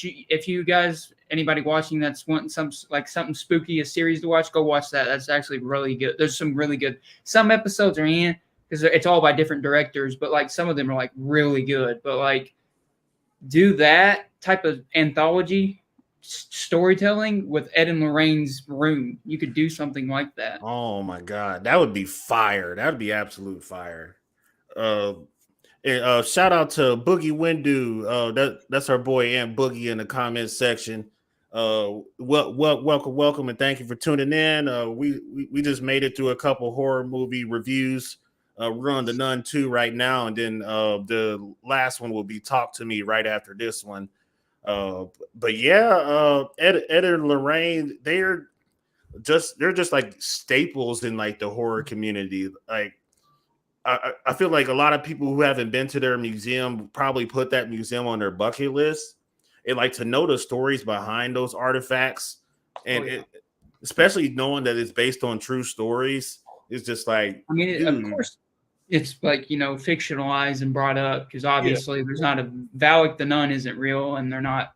Annabelle didn't do all that stuff she did, but like I've watched like videos on like them people. Like I went down a rabbit hole one time just watching videos on them on like the original house and like the museum, and like the museum, like you can't even touch anything in there because like they're so scared. Like if you touch something, you'll create an attachment to that demon or whatever whatever. Like they have like people watching it, and I think Lorraine just died recently. I think, didn't she? She did, yeah. I believe in 2020 she died. It was not too long ago, and but then again, I've also heard the other side of things where people say they were just scam artists, they were crooks. So I mean, who knows? Unless you knew them, you will really never know. But like, I guess it's just your beliefs, what you believe in, what you don't, and like maybe they help people, maybe they were scam artists. I don't know. I enjoy their portrayals in movies, and they seem like good people from the interviews I watched. Well, Ed was dead. Like I think he died like in the 80s or 90s. But like Lorraine, she's done. I think she even did an interview for like the Blu-ray on The Conjuring, and like, because I think she was a consultant actually. She was a consultant from the first movie at least. I know for the first movie. I don't know about the others, but the first movie she was. And so I mean, she seems like a nice old lady. I mean, I don't know. Yeah, honestly, if I met them in person, I'd probably hang out with them and have a cup of coffee, talk about some of their most craziest experiences that they had to go through, and then maybe like stories about how stupid ass customers come in and they touch stuff anyways. And there's been actually just recently they went viral. I don't know who it was, but someone barehanded touched Annabelle, and people have been all over TikTok like ranting about it and I praying remember that for somebody them. stole the doll. Yeah. Didn't somebody steal the doll? They were moving the doll and someone took it out and filmed it to get like get their TikTok viewers up. And it's like, you stupid motherfucker. Like the one doll you don't touch with your bare hand. The sign says don't touch anything, but you could probably get away with touching all the other stuff. But you open that whole blessed casket open, put your hands in there and grab Annabelle with your bare ass hand just for the likes. You are a fucking moron. Maybe they weren't. I guess maybe they weren't religious and they didn't believe in it. But I don't. I mean, I'm not messing with that. I'm not playing with demons. I'm not touching that. It's like, you gonna learn today. They gonna find out. Oh my god. Yeah, I think one thing that sucks though about the museum is like people can't go to it anymore. Like I think YouTubers and certain people can, but it's not like a everyday tourist attraction. Yeah, you have to have special permission. Yeah, and like I think what also sucks is like there's not like a list anywhere with like all the artifacts in the museum or like the stories behind them. So whenever you like look up like YouTube videos or top 10 lists, it's always like the same couple artifacts, like the Annabelle doll and some other stuff. So like I would love there just be like an actual list of like all the artifacts they have and like the stories behind them and stuff like that. But yeah, what Will was saying, that that's true. That they had, or at least when Lorraine was alive, because I watched a video on it, they had a priest come every week and bless the room. They went by and blessed, like he'd go by and bless the whole room every week. They had somebody come by and bless that room. So I mean, these people, I mean, you're having a priest come by every week to bless the room. I don't think they were. I don't think they believe they were scam artists if they were, because I think they really believe that stuff. Because if you're having a priest come bless the room every week, like, man, that's money out of their pocket just to get that done. Yeah, that priest probably isn't doing it for free. So like, yeah, it's like, Jesus Christ. Like I at least want to watch someone be stupid enough to touch Annabelle and then document their experience. Like, yeah, ha, you touched Annabelle, you stupid bitch. And now their grandma's dead. I did read something. I read something somewhere a few years back where somebody did. Lorraine told a story. Some girl or some kids were messing around in the museum once, and they actually touched the Annabelle doll. And then, like, I think it was like a week later, one of them died in a car accident or something. Yeah. I don't know where that's from, but I actually read that somewhere that like somebody actually touched the doll and they ended up dying like a week later. I don't know if they just made she could have made that story up. Media could have made that story up. I don't know if that's true or not, but I did actually read that. Yeah, dude. For the way the movies made it seem, it was just like I think at least one of those. I think the very first Annabelle movie was loosely based on something that really happened, but the rest of them were just like, we're gonna act a fucking fool with this story now. The first movie is based off of like how the Annabelle doll became cursed or whatever. The first movie is. Well, it's like they don't even have the right Annabelle doll. Like the actual Annabelle doll is a Raggedy Ann doll, and like I know they can't have it because like copyright or licensing or whatever. I And it think just wouldn't be scary either for like Right. filming Well, purposes. I think actually that the actual Annabelle doll would be scary in the film because I think the one they have now, it's scary, but at the same time, it's like, I mean, like the effect like wears off. Like you can tell they're just hyping the doll up. You can tell, like, it's like they're trying to make it look scary, Yeah. while the actual Annabelle doll looks innocent. So I personally think that's scarier. But Yeah. then again, they can't have like a beloved childhood toy icon, whatever, being like possessed by a demon in a movie. Yeah, they needed those movies. They wanted that Chucky effect, but they wanted something stronger than Chucky. That's what they were going for. And like I remembered something Nick just said about when we were talking about indie films and Terrifier. Like if you look at Terrifier, like the second movie was completely crowdfunded, and like it's become. I actually think the second one may even be like a bigger hit than the first one. And like Yeah. now, like I went to Spirit Halloween the other day. They have Terrifier masks now and like Terrifier merchandise. And like this was a movie that people made like with no studio. It was like an indie film, and like now like it's in Spirit Halloween. Like it's become that iconic that fast. Like and the first Yeah. one was like 2018, 2017, whatever. So like there's still you can still make horror icons on an indie level. Like you can still make something great like that. Absolutely. Which of course they use shocking gore and stuff because that's the thing about Terrifier is it's gore, it's so gory and all that, but like it's the opportunities there. Yeah, and gore horror kind of just makes me uncomfortable. It doesn't really it doesn't put fear into my heart. Yeah. What puts fear into my heart is knowing that you have to fall asleep in a house that you're not alone in, and it's something in there watching you or fucking with you while you're trying to catch some Z's and pulling at your feet. That is the type of stuff that make you like sleep with one eye open or sleep with a light on and check every corner of the house. That's what I consider real horror. Mm-hmm. Yeah, I think like with like Terrifier, like I think the guy who makes Terrifier, he knows it's just like a shock film, and people are seeing it because of the shock. And Yeah. I'm gonna be honest though, at the end of the day, if like I saw Art the Clown outside my window, I would just piss myself. He is a scary motherfucker. But at the Yeah. end of the day, like it's one of those things where like you were saying, like if I had to fall asleep in a house or even like an abandoned school or whatever, where it's just like there's supposed to be demons or ghosts, I would be terrified. Especially Yeah. if I was by myself too. Dude, man, like that I think that's what made Paranormal Activities, the first one, so incredible because it's just like they feel safe and sound at home, like nothing can touch them. They're confident, they're comfortable, and then this demon is just like, by the way, this is my house too, bitch, and it starts just jerking them out of their bedrooms and dragging the wife down the hallway. It's just like, holy hell, like what if that was us? Like, holy hell, dude. Terrifying. Just terrifying. But like back on the Nun 2, real quick. When I went into it, I was like, because like I said, the Nun was my second to least favorite because it had such a cool setting in Romania and that Nun Abbey, like such a great setting. But they just completely, it felt like a haunted house ride to me.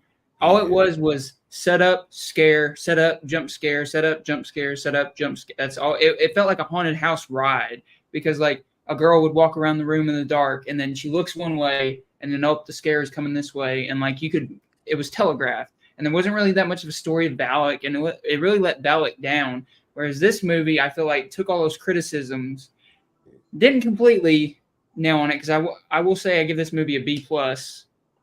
It's not great. It's really good, but I'd say a B+. I don't know, out of 10, probably like an 8 out of 10. But like, it's the directing, I felt like the shots were like really cinematic. It just felt really cinematic, just the way they shot it.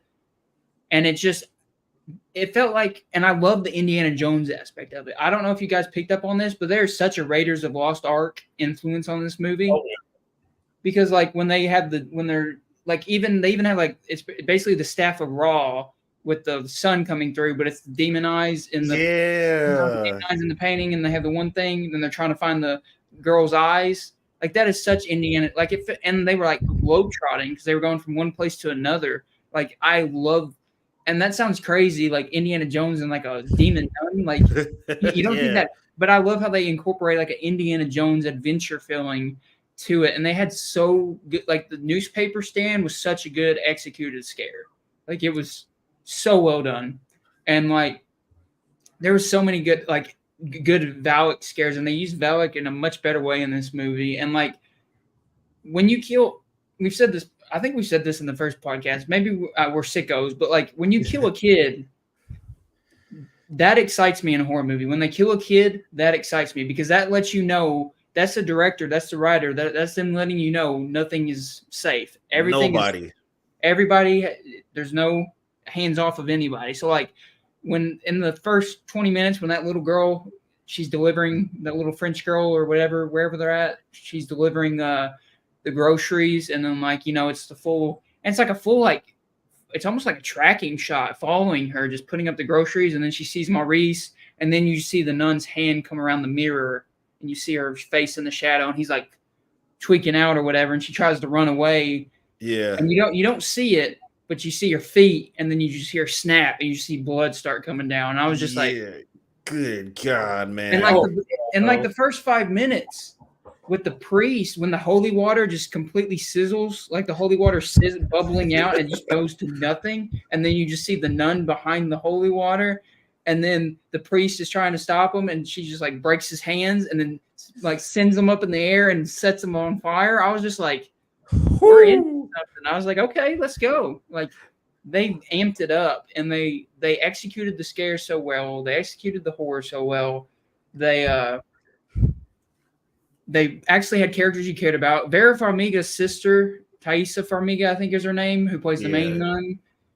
She plays like a really good nun. Like she looks so innocent. Like she plays a great, that type of thing. And like they brought in that Storm Reed, she's been kind of making waves. She's a younger actress making waves. So that kind of added some value to it. And like they could have done more with her character, honestly, but she was a good side character. And then Maurice, like we know about it. And like, you know, because he's the one in the first Conjuring, they show the film of the exorcism of him, which I think he dies in, but like, so like we know the tie-in and everything, and like at that little, and it's at a girls' school, so that just makes it even more terrifying because it's not like at an abbey, like there's not like at that abbey, it was just basically her and then the priest and a few other people. Like it was a very desolate area. This is like a fully populated girls' school, and like I don't unless you're a sicko. I mean, we're sickos because we love horror. We're talking about horror films like this, but like if you feel that like that extra scare because you're like, oh my God, these are a bunch of young girls, like, and there's this Valak, and we know how vicious she is within the first because it's not really a, you know, but like it is in the first 5 minutes. It sets a priest aflame, and like it kills a girl. It kills a girl, and then she's at this little girl's school, and it's like you think anything can happen, and like the girls, that one girl, she gets pierced by the goat, and I was like, okay. And that's another thing, they use practical effects in this movie. I went through and I looked at the credits. Somebody is dressed up in that goat uniform. Somebody plays the goat. Like that is all practical. I mean, of course they probably use some CGI in some shots, but that is mostly practical. That goat was. Yeah, the little goat human hybrid demon thing that got sent chasing after them. Holy shit, man! I was terrified out of my mind. I was so happy when I read the credits and saw that somebody was actually playing him. I was like, because I could tell it was practical, and I was just clapping. I was like, come on, finally a 2023 horror movie using a practical effect creature. Like, come on, that's great. Right, it wasn't just all straight up CGI. Like something was actually chasing the shit out these kids, and it's like, oh man, like there's a dude on all fours at some point because he's credited. So like. It's just like he was fast as hell. Like plot armor wasn't really protecting these guys. They were just like, if you were close enough for him to grab you, he would have grabbed you. And then like it sets up like the little choir. The girl loses the choir. You know, her son was a choir boy. She loses her, and then the nun uses it to like get her, and then that thing comes down on her head, and it's just like this movie had like slasher elements. Like it had a body count, and I really did. And yeah. yeah, I like feel like this. Oh, sorry. I'm go ahead. oh yeah. Only thing I had to say is I think things went sideways just a little bit when like Valak took the eyes from them and used the eyes to power herself up, and she basically turned into like a Marvel villain, and she was just shooting lightning bolts and setting shit on fire, and it's just like, okay, I wasn't prepared to see a demon doing all of that, but if I saw that in real life, I'd probably shit myself and surrender. Uh, she was a little bit too powerful for a demon and kind of robbed the experience just a little bit there. But that's all I had to say. But yeah, again, like going back to my original statement, like with what Jacob said about basically being like a slasher film, I do think it was the darkest Conjuring franchise movie with all those elements, like the people dying right away and the priest, and like even like the holy water sizzling and all that. There was really like no limits to this movie, like with the cruelty in it. I think that was the point of it, to like really show that this is an actual force of evil that has to be contained. Because again, with like some of the other Conjuring movies, they're like, well, we get this little force of evil, and we're going to defeat it this way and that way. This time around, it's just like they're completely defenseless, really. Yeah. And I think it just really shows just like how far, like story wise, the whole franchise has come. But yeah, but at the end of the day, it is by far the darkest Conjuring movie, and I think they're really gonna have to pull like a lot of showstoppers out to make either the next Conjuring movie or the next Annabelle movie just as dark. Right. And the ending is my least. The ending is my problem with the movie, because, like Deontay said, she becomes a Marvel villain, like, and it is so CGI heavy. Like the CGI does not look good in that ending, and of course you got to use CGI, but like with what they're doing, obviously, but they could have done it in a better. They could have used better effects, and it was just so dumb how they were like holding Storm Reed's hand, and then they were like, let's bless, and they basically blessed the wine, and that's how they defeat. Like that was such a like cheesy ending, and like that's another thing I had issue with, was the item they were trying to get was so odd. Like, why do a pair of eyeballs from a saint? Like, I felt like they should have done something different with that. Like, they should have written something better than the artifact being a pair of eyeballs, because like I love that scene where it cuts way back into like the Crusade days when she's getting her eyes stabbed out. Like that was cool, but like maybe have like an artifact she was wearing or something like that. Don't like eyeballs. Yeah. And like they even make a joke about it in the movie. Storm Reed's like, "Oh, we're looking for eyeballs," and like they think because because they wrote the joke in about the eyeballs that the audience is gonna forgive it. Like, they recognize it's silly, so it's okay. No, it's still stupid, but like that's why I give it a B plus, is because just that third act kind of fell apart, and they should have done something better with the eyeball part. But did you guys notice? Did you see this? If you're paying very close attention, did you notice they reused the hallway shot from The Conjuring 2 twice? Really? I'm gonna have to go back and rewatch both of those, honestly. Yeah. I actually saw The Nun 2 twice. That's how much I liked it. I saw it with two different people that wanted to see it, and I caught on it both times though. And actually, the second time I caught on something else that I think they're setting up. I don't want to say, but I think they're setting up something with this movie, because they showed the nun from they showed the exact same scene. Like they didn't reshoot it. It's footage from Conjuring 2, and it's the nun in the hallway. And it puts Thaisa Farmiga's character in the hallway. And in the movie they say that like they're descendants of this saint, and I think they are trying to set up that Thaisa Farmiga and the Lorraine Warren, her character, are all descendants of this saint somehow. Because the reason why I say that is because there's one cut where it's so fast, it's like 2 seconds. Because they show the hallway scene twice, in the middle of the movie and at the end, when Thaisa Farmiga is like having visions of her mother. It cuts to the hallway, and then it cuts back and it shows Lorraine. Like you actually see Lorraine Warren's face in this movie for like a quick second. It's Vera Farmiga. It's her face from The Conjuring 2, and then it switches to Thaisa Farmiga's face really fast. Like it is. I only noticed it on my second viewing. It is so fast. So I don't know if they're trying to set something up where they're going to say. I mean, it makes sense because they are sisters in real life and they do look very similar. Like I feel like they're setting up that they're related or there's a descendant there somehow. Yeah, they're really great actresses for sure. And honestly, I think another part that might have killed it for me is that the eyeballs didn't get the job done. Like the Valak took the eyeballs from them and powered up. It's just like if you're going to introduce something like that, and it doesn't get the job done with the demon, like you have to go an extra mile, bless some random wine to take a demon out. It's just like you kind of defeated your purpose. You defeated the purpose of their journey to find the eyes and everything. So it's and with that being said, I would probably give it like a solid B or a B plus as well. Just based off all of that, it would have been an A if they hadn't had that Marvel ending. Honestly, Yeah, like I like looking back, I think I would give it like a 7 or a 6 out of 10, an 8 if I'm feeling really generous. Because again, like I think the Nun still needs the Nun franchise still needs a little bit more time to like really figure out what it's doing compared to like the other two franchises. But I still think it was like I think it was a good movie overall. And it's again, a good like, step forward. yeah, in the ending, they were trying to be too Thanos, Doctor Doom with it and all that. But I'm really excited to see what they're going to do with the franchise, all three of them as a whole in the future. absolutely.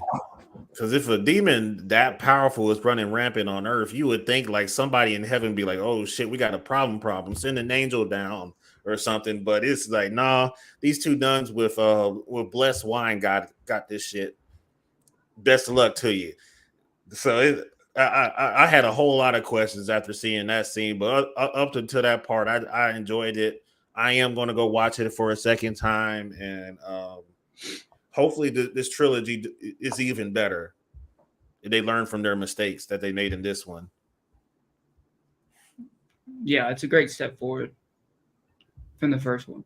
If they make a better one and a third one, then it could be the best spin-off trilogy. I still think The Conjuring still will hold as the best trilogy unless they make a fourth one, which apparently they're in production of one, but like, yeah. That's all I have to say about The Nun 2. It was really good. A few lazy writing mistakes, but other than that, good scares. I was just happy to see a Nun movie that was at least good and done well, because I was really disappointed with the first one when I saw it way back when.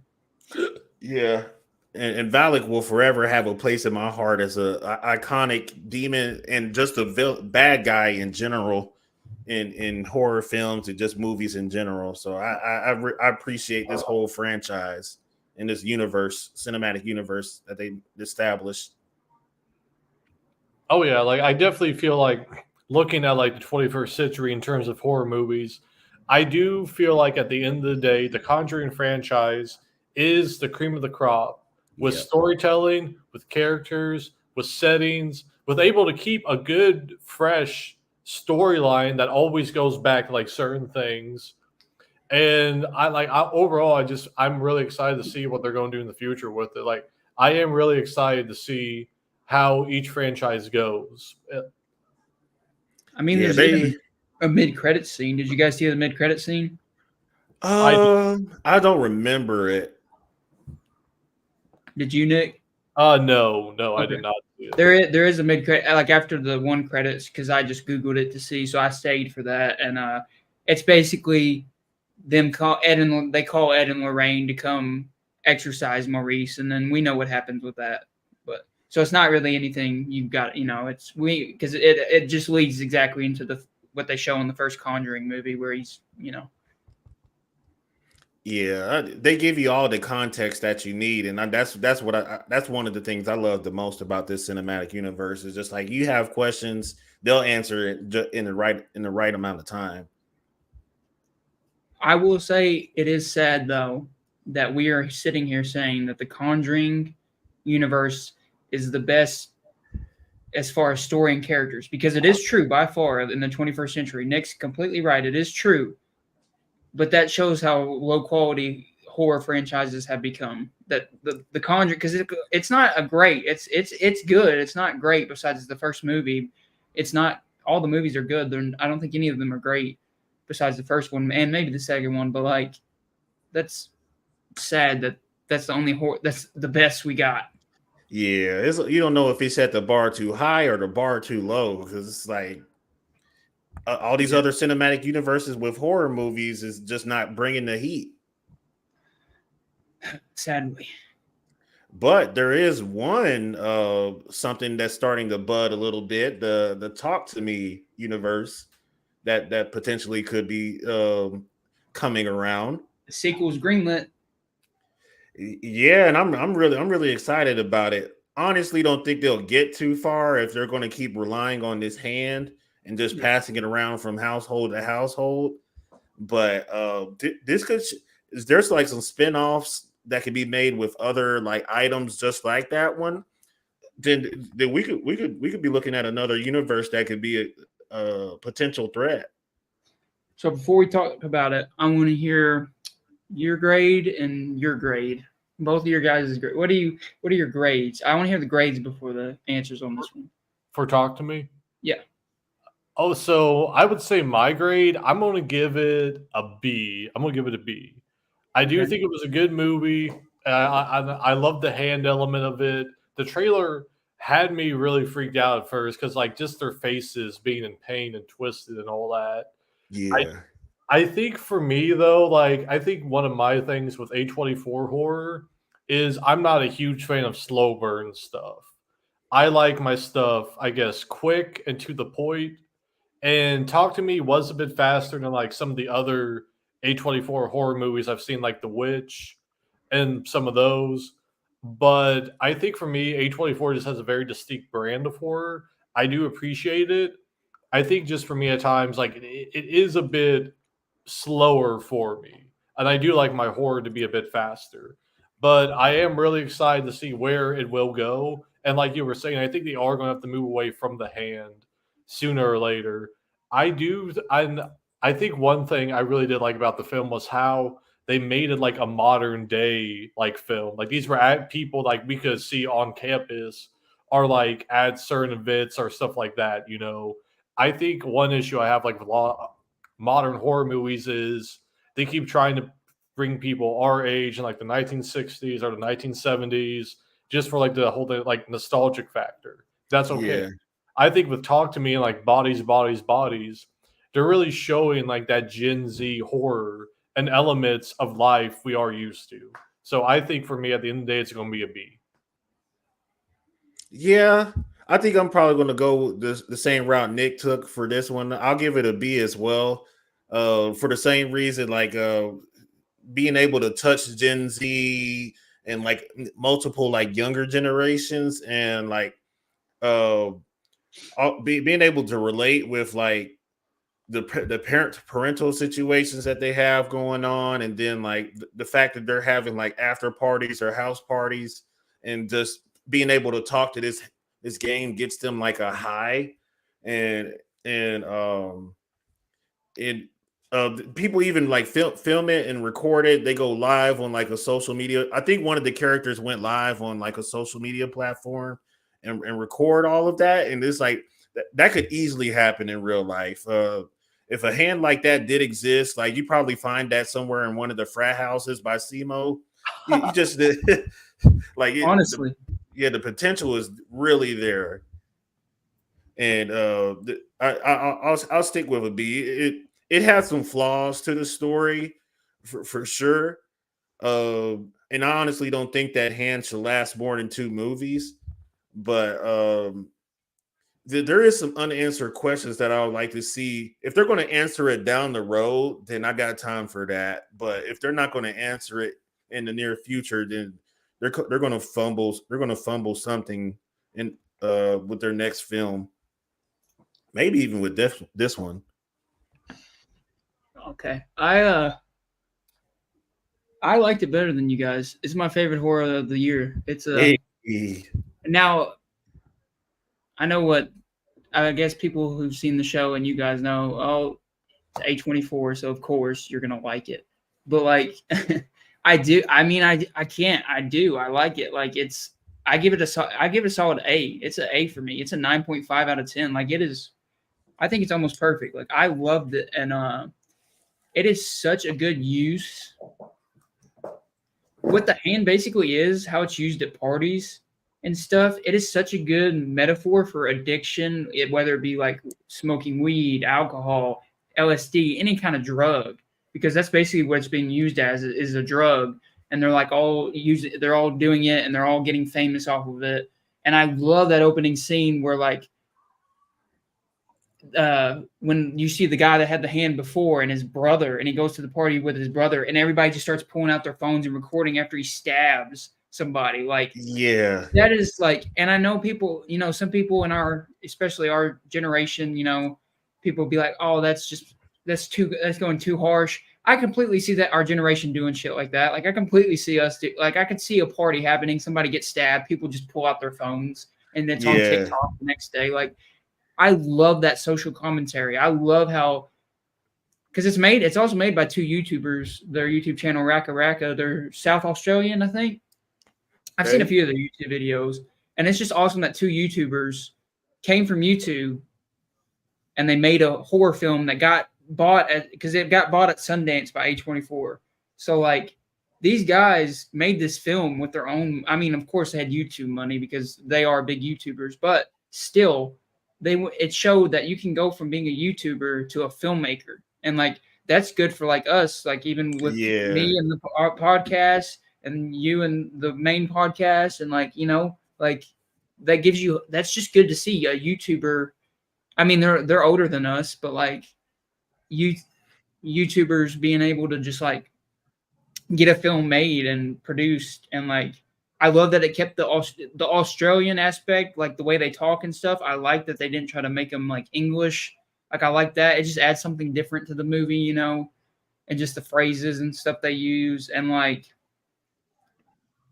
just like they go on Instagram Live at one point, and it's just like it's used as a metaphor for addiction, and it's like the main girl, she wants to be liked so bad that she's willing to do anything. And like, I've been with people, I know people that are like that will do terrible things or like do stuff that's like drugs and stuff like that to fit in. And like, that's basically what she's doing. She's doing that to fit in.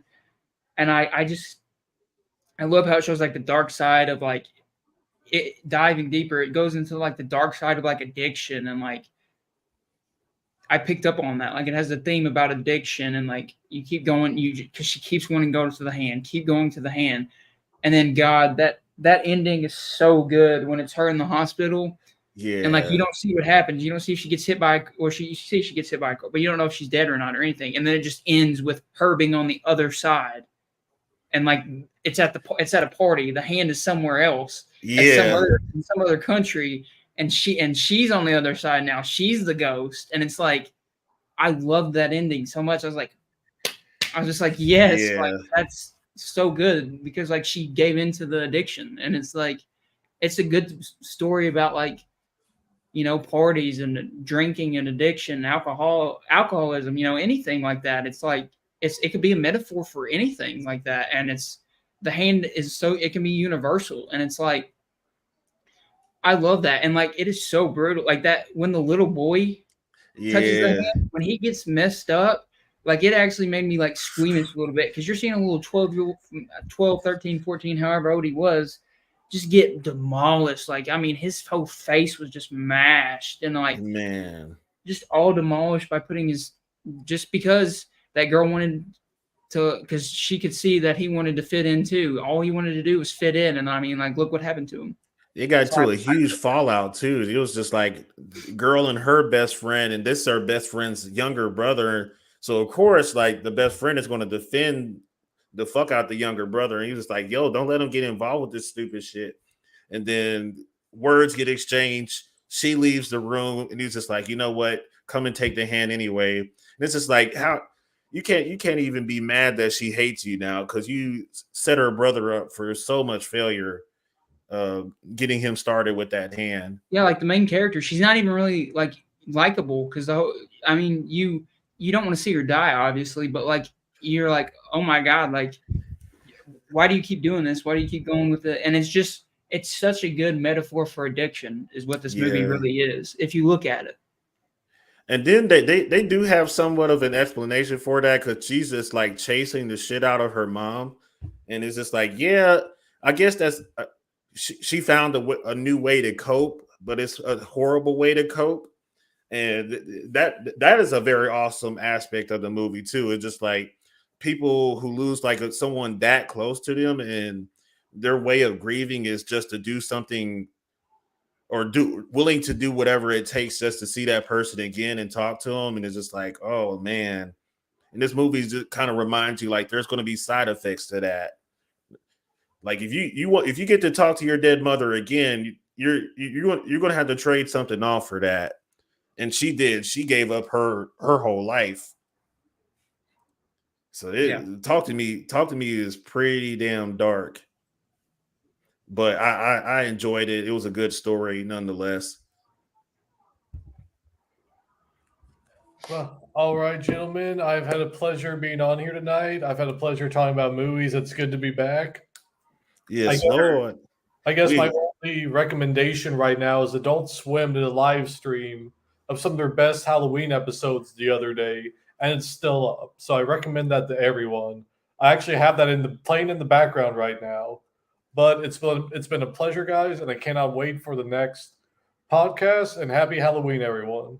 Happy Halloween. Thanks for coming out, brother. It's no problem. You guys take it easy. Yes, sir. Take it easy, Nick. Yes, you gave Talk to Me a solid A. Yeah. It was great. Like I mean, I haven't seen it in 2 months, so it's been a while. But it's hard to remember. But just the aspects of like the addiction and like the metaphors there and the themes there and like like if you've grown up, you've seen people, you've had friends, you've been with people that are like, will do anything just to run from their problems, hide from the trauma, and it's just like it was such a good way to tell a horror. Like it went back to like playing on a human emotion to tell a horror story, which is, in my opinion, what makes some of the scariest movies, because it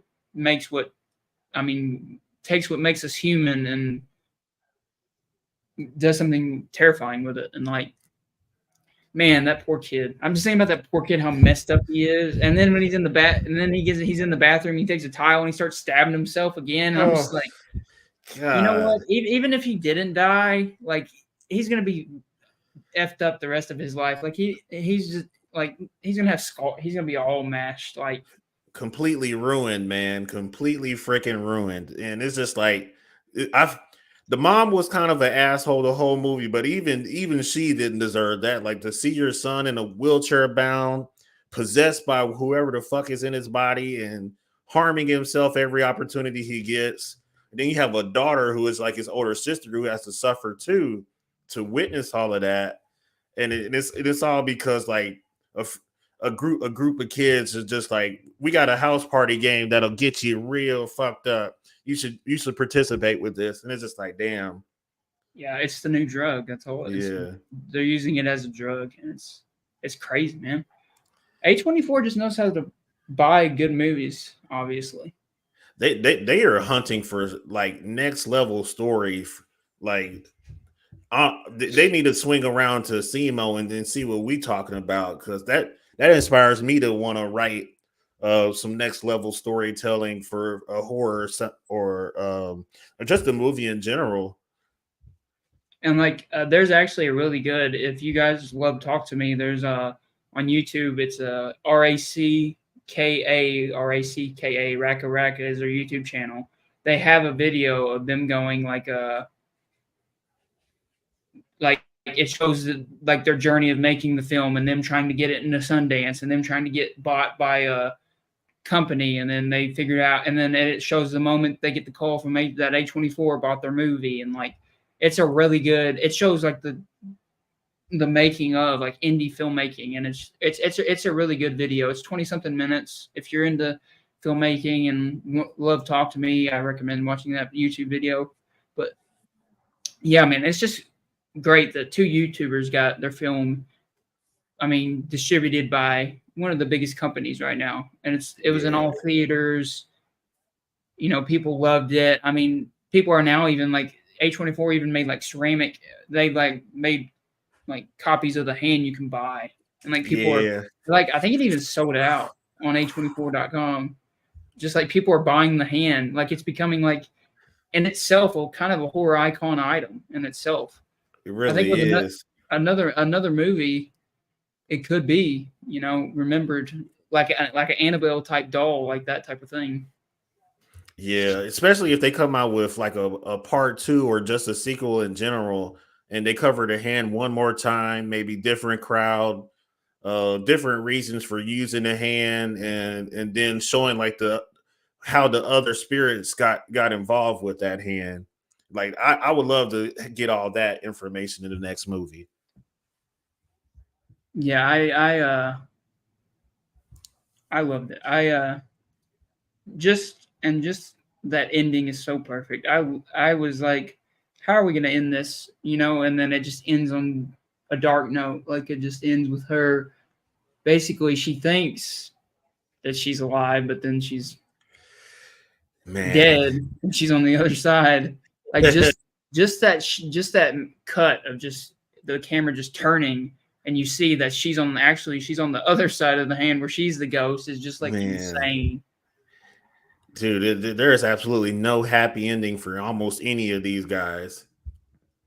Like I just like she went so far. It was just such a well executed scares. It was scary, and like the intercuts of scenes of showing like the kid when he's being like tortured basically, and I guess hell or whatever he was tortured in by that hand, and like there's a whole bunch of like naked people and like stuff, and they're like carrying like drag pulling on him and stuff, and like it looks like he's just absolutely being tortured, and it's just like that's gonna be her for the rest of her life. Like she's gonna be in hell or wherever that place is, and like she's there for eternity. And it's just like it's such a dark ending, but it's such a perfect way to end it. And it's just like I said, it's kind of a warning just against any kind of addiction, alcoholism, addicted to, you know, pills, whatever, you know. It's just a good horror story based off of something very human and very real. Yeah, the last time I seen something this good, it was probably It Follows for me, because It Follows was kind of like a metaphor for like sex addiction almost. Yeah. It's just like you have like sex with somebody. Yeah. And the gift that keeps on giving, or in this case, the gift that keeps stalking you and following you no matter where you are. It Follows. I have a weird opinion on that one. I've seen it twice. I've seen it twice now. It's like a B- C+ at best for me. I love like some of the it has some really good scares and it is terrifying, but like something about it is I just never loved it. I know people love that movie and it's so celebrated, but it's one of my I don't love It Follows. Yeah, I couldn't give it anything above like a B+. It's some depending on what kind of mood I'm in, it stays in the B realm. And the reason why it's even that high is just because of the metaphor for me, because it's just like I could really get past all the parts where they have to have sex just to pass the thing on. What got me is the fact that they don't know if they could fall asleep in their own damn house, if that thing could just show up and just bust through the door and just take them out right there. It's crazy. I love the concept. Like it is terrifying because something is following you at all times. It could be on the other side of the world, but it's still coming after you and you just don't know when. And then and it's not like a quick death, because we see that girl on the beach at the beginning, she's like all bent up and like twisted, and it's like it's like a very painful death too. So like yeah, I need to rewatch It Follows, because that is terrifying to think about. I should probably give that another rewatch. I've seen it twice, but maybe I need to go back again. and just Yeah, I check think it out. it's worth it for sure. Like something coming after you at a walking pace is just like you could travel to like Canada and buy yourself maybe like a couple months or more, and then you look out your window, you think you see like normal people, but the Yeah. one thing that's getting closer and closer to your house is like, oh, that's that fucker that's gonna kill me. And it's just like it follows, it is maximum creep factor for me. And I love it. I love that It's idea. yeah, it's like it's almost like the person also represents like a trauma or like a thought because like it's always in the back of your head. Like it's always going to be there in the back of your head. Like this is Yeah. going to happen. It's like something like if you witness something traumatic or you did something wrong that you know that you can't fix, it's like always going to linger in the back of your head. And it's like, yeah, like just the concept, man. That does just the concept is when you really start to break it down and think about it, that's absolutely terrifying.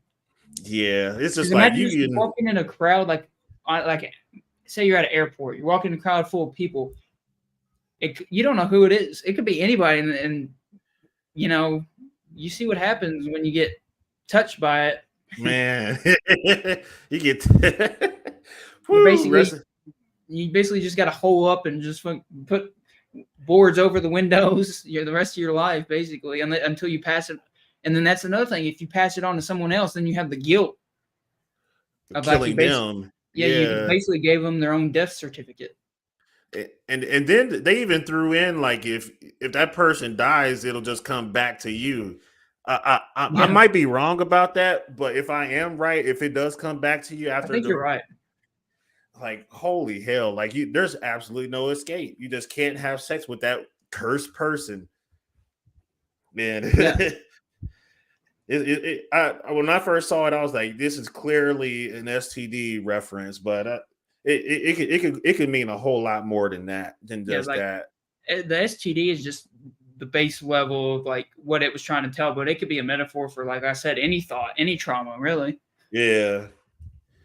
Like movies like It Follows and Talk to Me will like forever like hold a place in my mind rent free, just because of the amazing and ingenious concepts that the writers came up with. Yeah, I will say I like Talk to Me more, but I think It Follows is more memorable. Maybe just more iconic in the sense that I don't know. It just seems more iconic to for me. Like I feel like its name is gonna last longer. Yeah. Because like Talk to Me, it came out. That's the one thing I will say about Talk to Me. It came out in August, and you don't really hear much about it anymore. Nah, it's going to require a sequel just to keep that franchise alive and thriving. Yeah, like It Follows basically hit like cult status. Like it's gonna be like Nick said with Terrifier, it's gonna be talked about. And like same with like X and Pearl though. I mean, Yeah. both of those have hit cult status already, and it's insane to me. And Yeah, and It Follows was just one and done, like yeah, exactly like what Nick's rant was about. Like, just do one and leave it alone. And It Follows does not need a follow up. yeah, I've seen over the years like rumblings of like maybe they'll make a sequel, maybe not, and like I just say leave it at the one movie. Yeah, it does not need a follow up at all. Like we get the gist down. Like people are just going to keep getting murked. People are going to keep having sex, and then more people are going to keep getting murked. So we get the concept. We get it. Yeah, and it's just great horror. Like I I loved it. Like I love any kind of like concept that takes the human emotion and does something terrifying with it. Like something we just experience in our daily lives, and they just take something terrifying with it. Like Nightmare on Elm Street and Dreams, and like anything like that is just terrifying. And like there's another great one. It's just a Halloween special. Your Next is in my top 10 favorite horror films of all time. I don't know if you've seen Your Next, have you? I have not. I've heard about it once, and then that was it. It had to been a long time ago, like when it first came out. I think it came out in like 2012, 2013. It is. Yeah, Have you seen The Guest? I have not. It's the same people that made Your Next and they made The Guest. A lot of people say the Guest is the best. I think Your Next is their better movie. I rewatched both last year for Halloween, and Your Next, when I first watched it, it was just like a horror movie of the week for me. I just kind of forgot about it, and then I rewatched it to show somebody last year, and it became one of my top 10 favorite horror films. It is so well written and so well executed. If you guys have not seen Your Next, and The Guest is not really horror; it's more action. It kind of takes influence from Drive, but Your Next is a great horror, kind of slasher-esque home invasion horror film that definitely recommend going and seeing. It's basically this girl. She's going to this rich guy's. She's dating this rich guy, or she's going to be engaged to this rich guy. I forgot if she's the girlfriend or she's going to be engaged. But she's going to meet the family at their some lake house or guest house they have out in the woods. And this basically these people in these animal masks come with crossbows descending on the house, and like they start attacking this rich family. But the girl, she's from a different background, and like she survives because she has like her dad. I won't get too much, but like there's something She can throw down. yeah, there's something about her that you don't know about until stuff starts to pop off, and then she starts to pop off, and it's just like it is. Yeah. It is a great. It's also a great like female empowerment movie. Like it's like it's underrated for that too. Like it's a great. She's like a great final girl that they call it. Like it's a really good like she stands her own, and it's terrifying. Like it's actually got really good scares and good gore. It's well directed. Definitely Your Next is another one. Lights Out and Your Next Yeah. are my two biggest recommendations. They're so genius too. It just makes me a little bit jealous because it's like I tell myself I can't write no shit like that, but I just haven't found the right idea yet. Yeah, I haven't even attempted anything horror because I'm just like I don't know. Like I love watching horror, but I don't think I could do. I don't think this. I don't really think it's in my wheelhouse. Like I don't know if I have the capacity to make a horror film. I mean, I guess I could.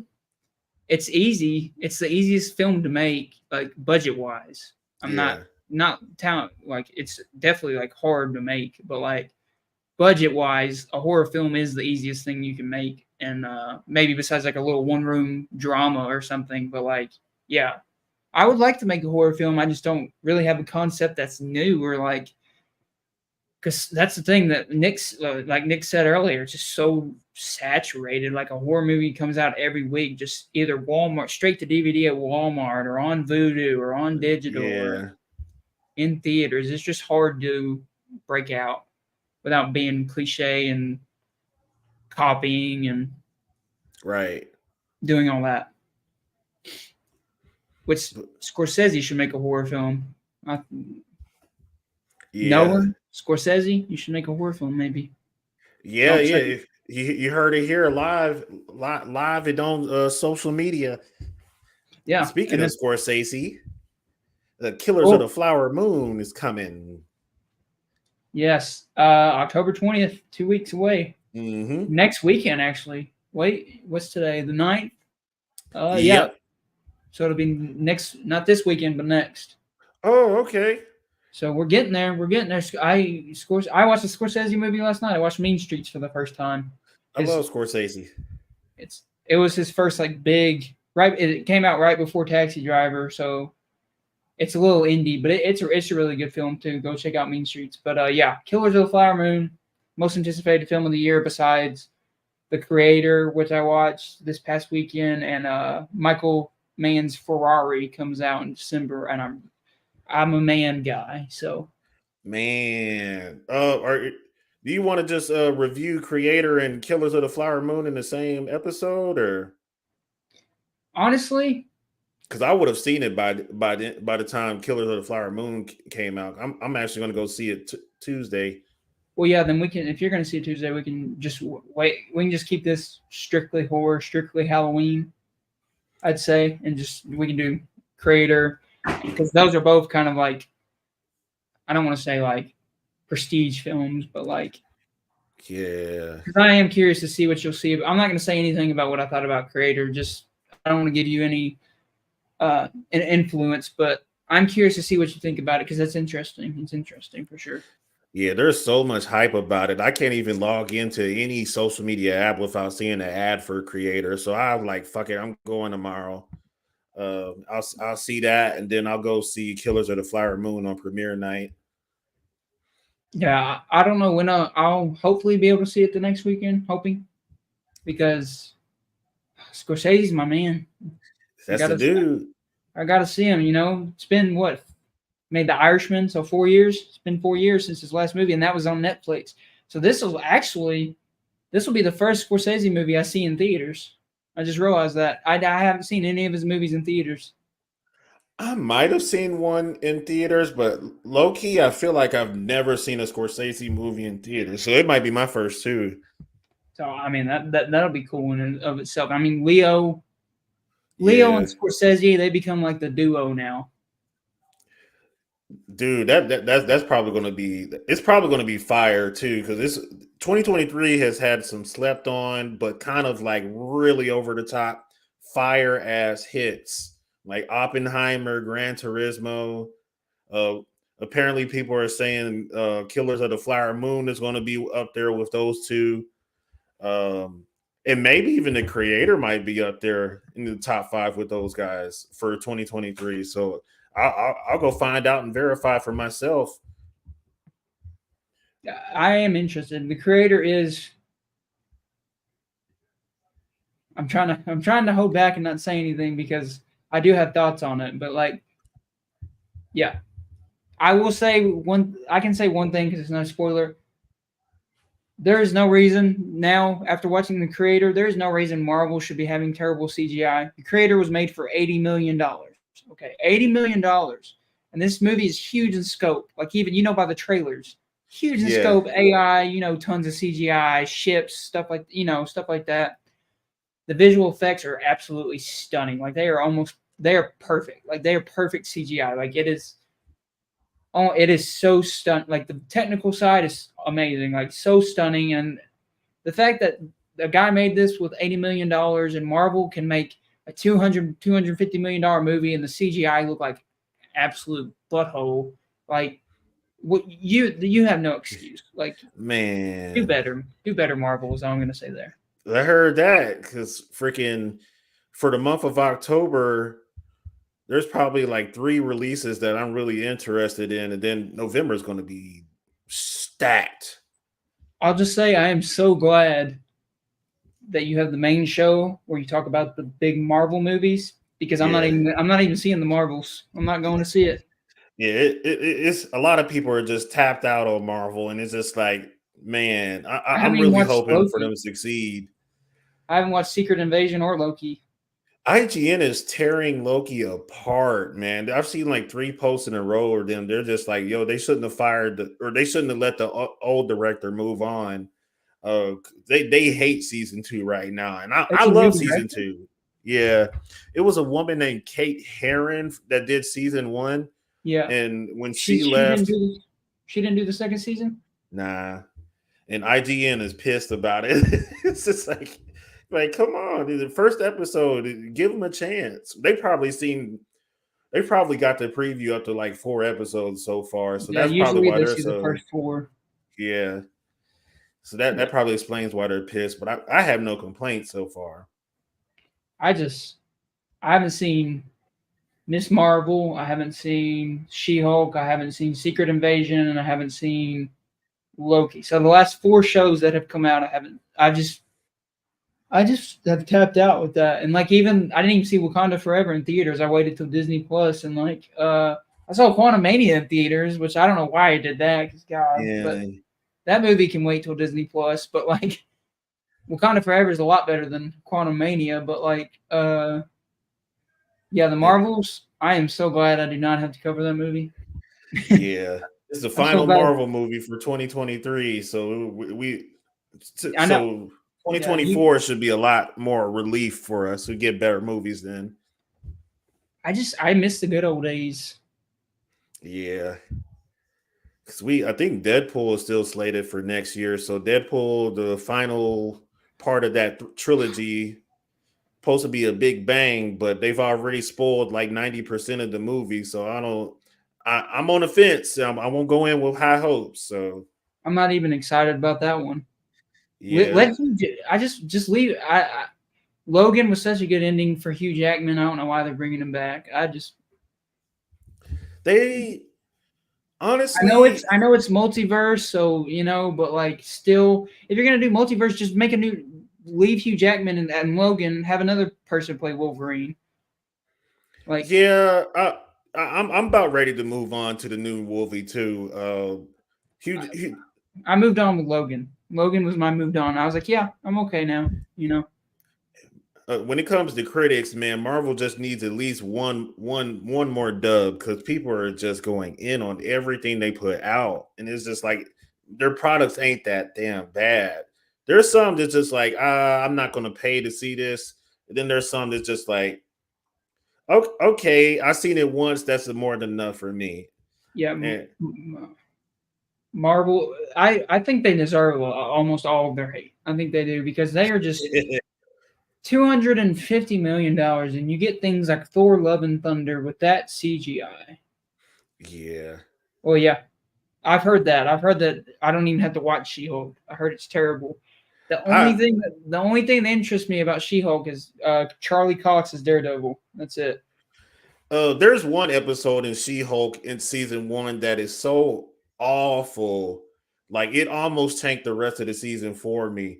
But the other episodes kind of were like saving grace. The season finale was kind of rough too, but that episode 6 was like, bro, if they would have kept going at that rate, I would have declared it the worst thing Marvel has ever put out. But because it was just one episode, I let her slide. I probably won't watch another Marvel show until Daredevil Born Again comes out. And that's just because of my love for Charlie Cox as Daredevil. Like that's the only reason.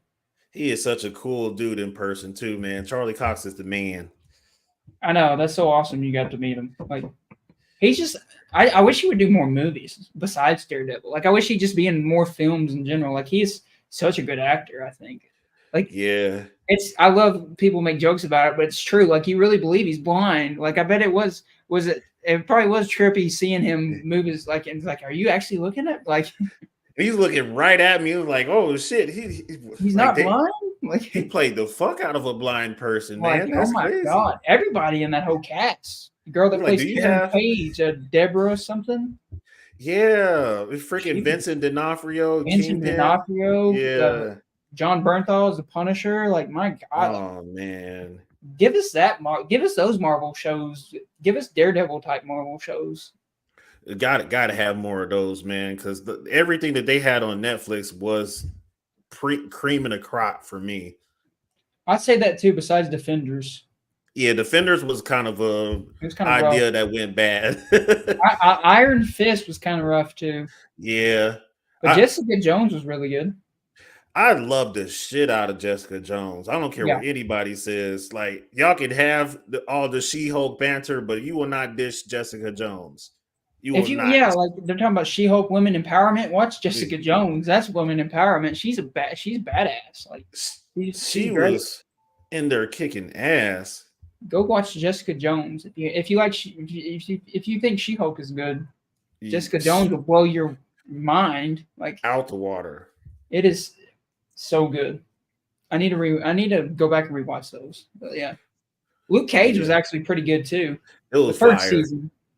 I love the second season, despite what people say. Like, but introducing Bushmaster and going in depth with his culture and like everything that surrounds him.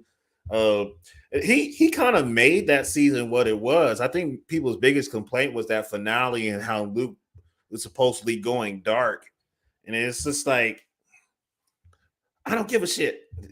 It's that for me, it's 2 flawless seasons in a row, and two of the most iconic villains that Luke Cage had to go up against. Well, actually 3 if you count Mahershala Ali's Cottonmouth.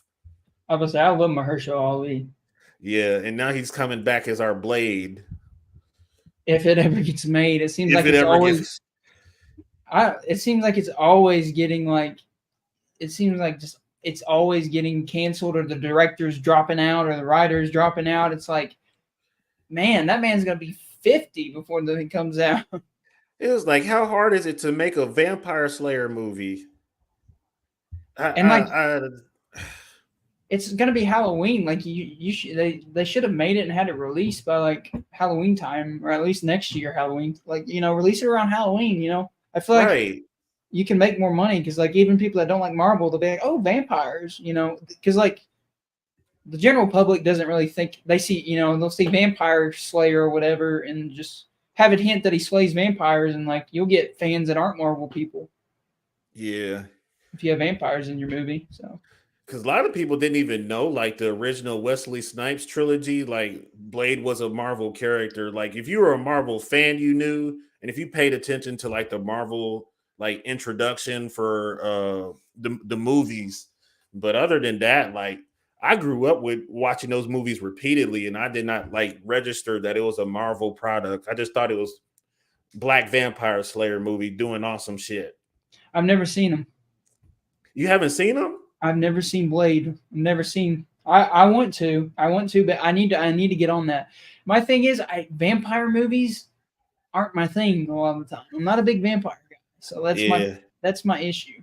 It's I not don't care too much for him either. like I love Wesley Snipes, and like I love like the idea of the character, but I just don't like vampire stuff. I'm not a big Yeah. vampire guy. And I'm kind of a squeamish person too. So all these That's vampire that's movies, that's my problem too, because I know the first movie has a blood rain scene, and just that alone would make me a little like I yeah, just seeing a lot of blood and like seeing like veins and vampires biting like sucking like I can't. hey, like taking a bath in blood, and it's like, bro, y'all play too much. I hate y'all. Yeah, I'm too squeamish around blood, so that's my hold up on why I haven't seen the Blade movies, because of all the blood. But I will grow some balls and watch them because I need to, because like I said, Wesley Snipes is always. I've Yeah. always liked Wesley Snipes. I wish he would have done more. And Blade really is kind of a really dope story for like Marvel comic books wise, and they adapted pretty well for the first two movies. The third one is always the most debated one because people hated it, and some people just like I love. I enjoyed it enough to get by. Deontay's opinion, Blade Trinity was fucking awesome. So I don't know. Y'all can probably take my word as a grain of salt or whatever, but I loved all three of the movies, and Trinity is damn near probably my favorite of the three, and that could be considered a hot take, honestly. Yeah, I've always heard that movie's like a guilty pleasure. It really is. Like you can see Ryan Reynolds and Jessica Biel, and they get to play like some lesser characters in the Blade comic books, and they did pretty good job. Yeah, Brought in some comedy. Yeah. I'll definitely watch the Blade films before the new one comes out. Hopefully, if it ever comes out. Yeah, they play too much with Jen as well, man. I'm just like, don't get carried away with like blood in movies and TV shows, man. Or I'll just turn the shit off. It's the whole reason I don't watch American Horror Story Hotel, because it's like the bloodiest season they have, and it's kind of like a vampire season too. So I'm just like, I'm cool. I'm cool on I that. like gore when it's used effectively. Right. When it gets a little bit childish, it's just like, I'm watching something else. Yeah, I'm not. The take on they have Dracula in the third movie. Yeah, and Dominique Purcell plays Dracula. That's interesting. His big buff son of a bitch. That sounds pretty cool, honestly. Yeah. Blade Their fight and scene is incredible. Yeah. I gotta check that out. Yeah, they had Triple H as one of the vampires that worked for Dracula too. So it's like, man, all-star cast. Well, when that movie would have came out, early 2000s? Yeah, it had to been like 2000, like 6 or 7, somewhere in that So that was like ballpark. the prime Triple H era too. Yeah, it's they had heavy hitters for that cast, and and people still hated it. So I guess it's up to your opinion when you see it. Yeah, I've they've been on my list. It's just I got to find a day where I'm not feeling squeamish about blood, which is Yeah, I'm gonna have to toughen up sometime and watch them because I do, and I do like. I know Guillermo del Toro directed the second one, and I like his style. I love Hellboy. yeah, His love Hellboy. Hellboy. I still need to watch Hellboy 2 though. I've never seen the second one. I'm obsessed with it, man. I honestly thought like I was going to be Hellboy for Halloween as a kid growing up, and some of my favorite characters are all throughout these movies. And I haven't seen the reboot yet either. They had like who is the guy that played him? David Harbour. David Harbour was the new Hellboy, and it's I just grew up with Ron Perlman, and I just Yeah. couldn't let go. Ron Perlman just has that face. Yeah, For he's Hellboy. Hellboy as hell, man. Yeah, like you can't. And I also heard that that movie was just awful garbage. And just the CGI and stuff was awful garbage. Yeah, I Yeah, want to what's your give it a style? chance. Yeah, I would give it a chance if because I know it's for free on streaming services now, so I'll probably give it a chance eventually. And October is the perfect month to knock it out. Honestly, you can knock out Blade in October too. It's the right vibe. Yeah, that's what I've been thinking for Halloween. And I mean that's like since it's Halloween special. I mean, I gave a few recommendations. I gave Your Next. I'm gonna give recommendations for the end of this. Your Next, Lights Out, Trick or Treat. You got to watch that every Halloween. Sam, have you seen Trick or Treat? I am not. You need to watch Trick or. It's on HBO Max right now. If you haven't seen it, or Oh, Max, bad. it's called Max now. But like, yeah, it's HBO Max. But like, yeah, it's you have to watch it every like it's become a tradition now. Ever since I watched it a few years back, I watch it every Halloween. It's the best movie about Halloween besides the original Halloween. It's the second best. Trick or Oh Treat yeah. is. Sam is iconic. I love Sam. He's one of my favorite horror villains. He's so because he's just a little tiny guy, and he's just the Dropping movie's bodies. it's hilarious. It's got so much dark humor, but it's also like it's not really scary. It's more like a fun dark humor slasher Halloween. Like it's not really as scary, but like it's a good time. It's a really good time. But like yeah, watch Trick or Treat if you haven't. It's on Max. I know everybody has Max right now usually, so watch Trick or Treat. Lights Out. Lights Out is on Hulu, I think. I saw. Your Next. I don't know if that's anywhere. Trying to think of another Halloween to give you guys that you may have not seen. I don't know. Halloween. Yeah, HB or Max. They have quite a good collection of Yeah, horror just really movies. go on Max. Yeah, just go. They Yeah, have like a whole little section. yeah, I'll Uh, definitely check that out. The Descent. That's one. The Descent. Okay. That's a really good. That's a really good one. The Descent is a really good one. Yeah, I mean, Mm. if Will wants to hop in real quick and give a brief recommendation, of course. Yeah, hop on in, Will. Let's see. Do I have any recommendations that I would give to people as far as horror goes? Um, if you haven't seen It Follows, go see It Follows and get traumatized like the rest of us. Um, what else is crazy? If you haven't seen the Ari Aster movies, go see them. Hereditary and Midsummer. Get your life changed forever. Um, who else? I can think of one more. Then I know Will probably got a couple bangers. Wait, did I send Will the invite? Like I say, Uh, I don't know if I have. Yeah, I think you yeah. got the Oh, invite. Yeah, I put it in the JFP group chat, but let me see Dang if it. I can copy and paste it. You'll get in here. Will, you'll get in here. Don't worry. Yes, Lord. This is our Halloween special. We can go all out. Yes, sir. Yeah, I'm gonna try to end it around like the 2 hours and 45 minute mark, and just so I Yeah. can get some food before all the restaurants close, and then Yeah.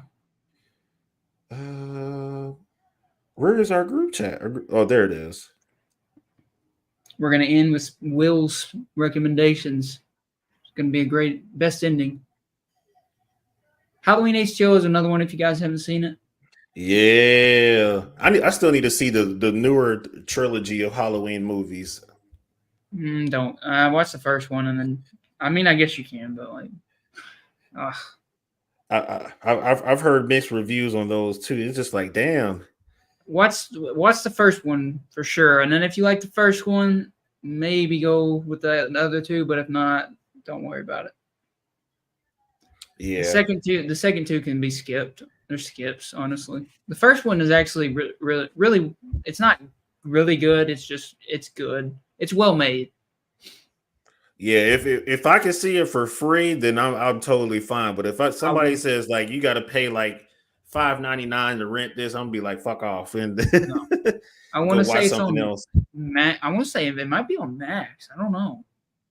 I No, feel or like Max would have it. Peacock or Max, because Universal owns Peacock though, and Universal's Halloween, so maybe Peacock or Max has it for sure. It's Bet. Peacock. I saw it last night when I went and saw Mean Streets on Scorsese. Oh, So it's I on need Peacock. to I need to make a Peacock account because Peacock has quite a bit of hits. They have like Yellowstone and the Will Smith or the new Fresh Prince of Bel-Air series. So Peacock is trying to like Yeah. rise up a little bit. I have Peacock, but it's probably my least used one. Actually, Disney Plus actually is. I never get on Disney Plus. Yeah, I'm not trying to continue signing up for all these different streaming apps, but I will give Peacock one chance. Yeah, and I mean it's you can get it with ads for pretty cheap. You just have to watch like so many ads before the movie. That's what I do because like yeah, but it's got some good like classics on there.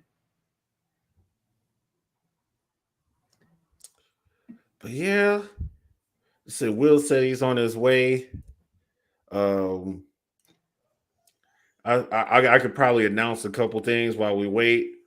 Uh, we're still waiting on the word about SNN late nights. So we're trying to figure that out once we can confirm like who's all going to host that. Uh, Saturday Night Nerds live streaming podcast. The main podcast will be not this Saturday coming up, but next Saturday, October 21st, 6:30 p.m. Central. We got some fun topics to talk about once we figure out what they are. And then we'll be standing by waiting on Jacob's green light for the next episode of Jacob's Film Perspectives. Yeah. Which would probably be like Killers of the Flower Moon, maybe Creator, and whatever else Jacob has seen.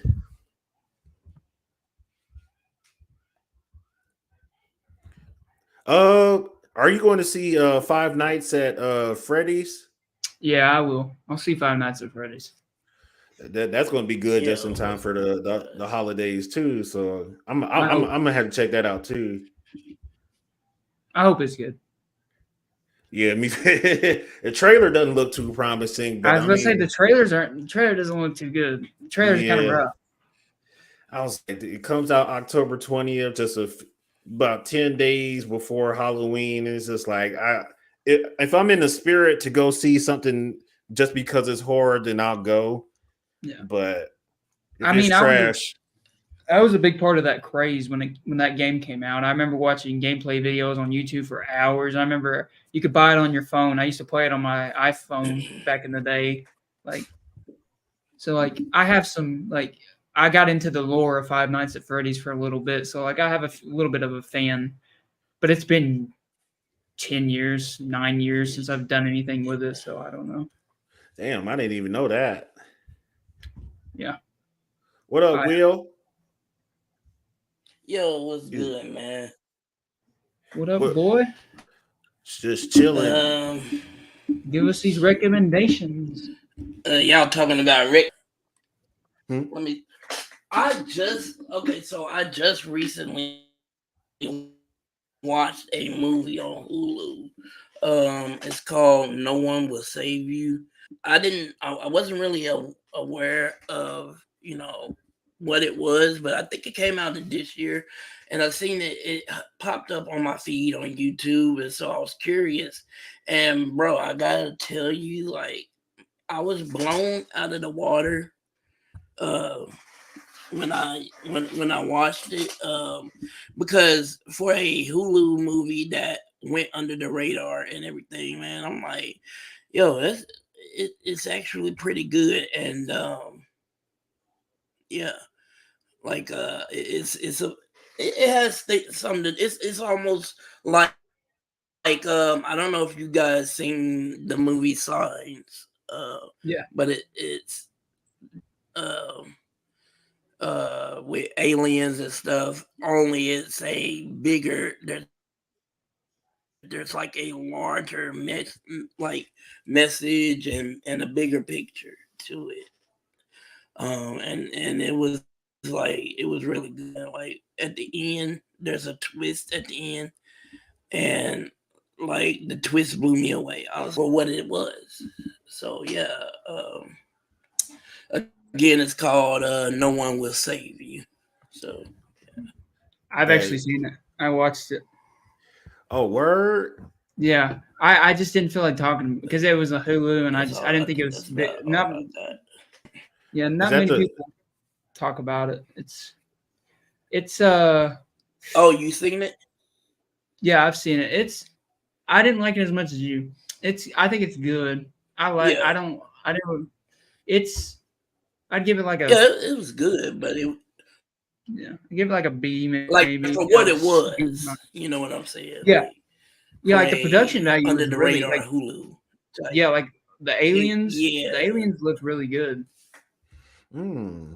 It's a nice little alien invasion movie. Yeah. It takes some twists. It's kind of, it gets a little artsy, but like I say give it. I like it enough to recommend it. I'd say that's another one I can add to my Halloween list. You guys should watch. Go watch No One Will Save You. That's a good one. Yes, Lord. It's on Hulu for free. It's a Hulu original. Go watch that one. Oh, another one. You just reminded me. On Amazon Prime, Totally Killer. It's a new slasher film that just came on. If you guys have seen Sabrina on the Netflix series. For what it is. Uh-huh. Oh, it's the actress that from there, or yes, the actress from the girl that plays Sabrina from the Netflix series. She's the main girl, and it's basically Back to the Future with the slasher. It's like you know how they did like Freaky Friday with the slasher when they made Freaky and like Happy Death Day. Yeah, it's in the vein of that. It's basically Back to the Future but with the slasher. This girl goes back. A girl like Gen Z goes back to the 80s to stop a slasher. And like that creates, of course, because different politics and stuff. That creates a lot of good. It's a good funny slasher. Go watch that too on Amazon Prime. Totally Killer is the name of it. It's I'd give it like a B plus. It's not great, but it's good. Yeah, I need to step my horror game consumption up because I'm just catching everything in theaters, but I'm missing out on some gems on streaming apps. Yeah, they've been having some good ones. He ended up dropping out, but he gave his recommendation though. So and he reminded me of I actually saw that movie. I forgot I saw that movie. So it must have been fairly recent if both of you guys are like having it fresh on the mind. Yeah, it came out in the last month for sure. Bet. So definitely, guys, No One Will Save You. Not great. Kind of derivative Signs a little bit. Kind of artsy, but if you like alien stuff, I think you'd like it. It's worth a watch. I don't know if you'll like the whole movie, but it's worth a watch. And then Totally Killer is actually, I think, is the better streaming movie. I definitely go with Totally Killer. I definitely give that one a watch. It's just fun. It's just a fun slasher. It's kind of like Right. Scream, Back to the Future mixed, kind of That's, teenagers. yeah, that's fair enough for me. Yeah, anything with time travel, you won me over.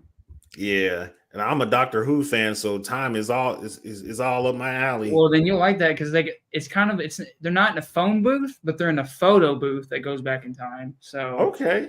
it's not Doctor. I know the Doctor Who's the phone booth, but it is Yeah. a photo booth. So It's close still, enough. Yeah, it's still a Yeah. booth. That's how she goes back in time. So I say, Nice. if you have Amazon Prime, check it out. It's on Amazon Prime for free. Yeah, because I'm going to be hunting for movies because I know I'm probably going to do I probably won't do anything like content creator related for like the week of Halloween and like everything leading up to it. But I'm probably going to have like some movie nights at my place and just sit and just binge through stuff that I haven't seen. Yeah, that's what I do. Like, this is my Halloween special. Like, this will be Yeah. the last time I talk about horror because the next episode will be Creator, Killers of the Flower Moon, stuff like that. Like, this is my blowout Halloween special, even though Man. the first part of it was just dogging Exorcist and Believer. But you know what? Whew.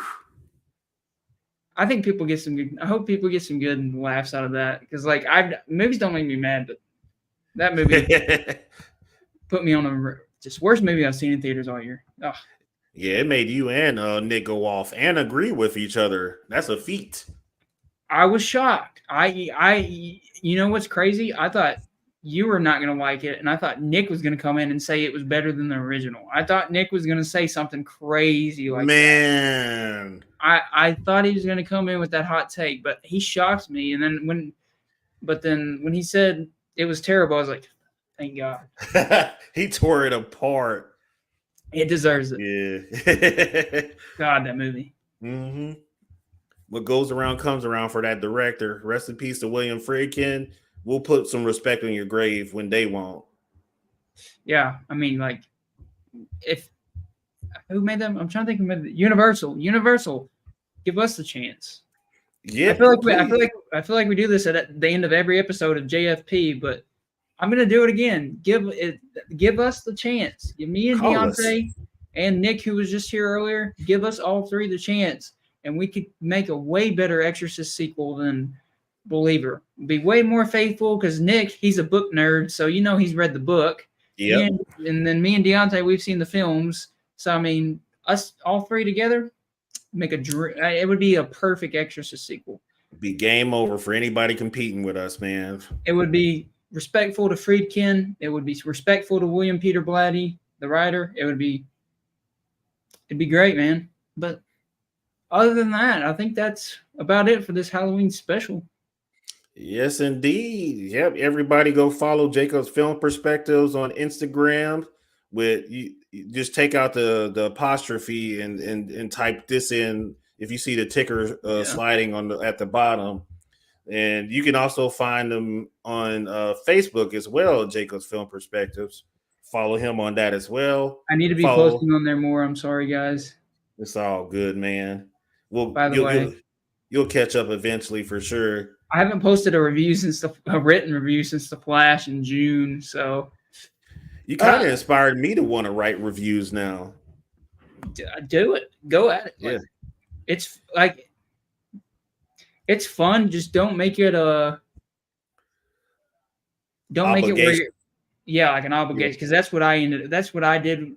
I've done so many times where I'm like, I have to see this movie to review it, and then it just becomes an obligation, and then you just hate yourself and you hate what you're doing because like it's just like, no. That's why I like these podcasts. I try to do an obligation like at least once a month just to keep it, because if you don't do once a month, you're gonna be gone from the universe because people love heavy content. But like, other than that, like, don't make it an obligation. But yeah, you can make it. I do it.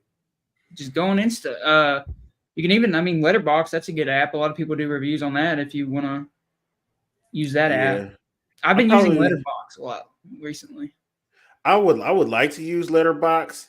I think for us, like just trying to pursue cash, like we're probably just going to stick to like mainstream, like Instagram. Well, yeah, Letterboxd is not. Yeah.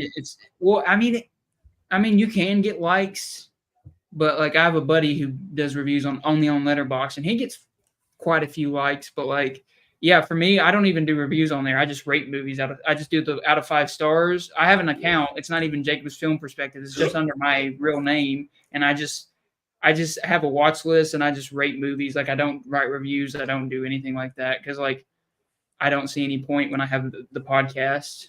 But like, yeah, and like my Instagram. If you go check my Instagram, I know it's dry.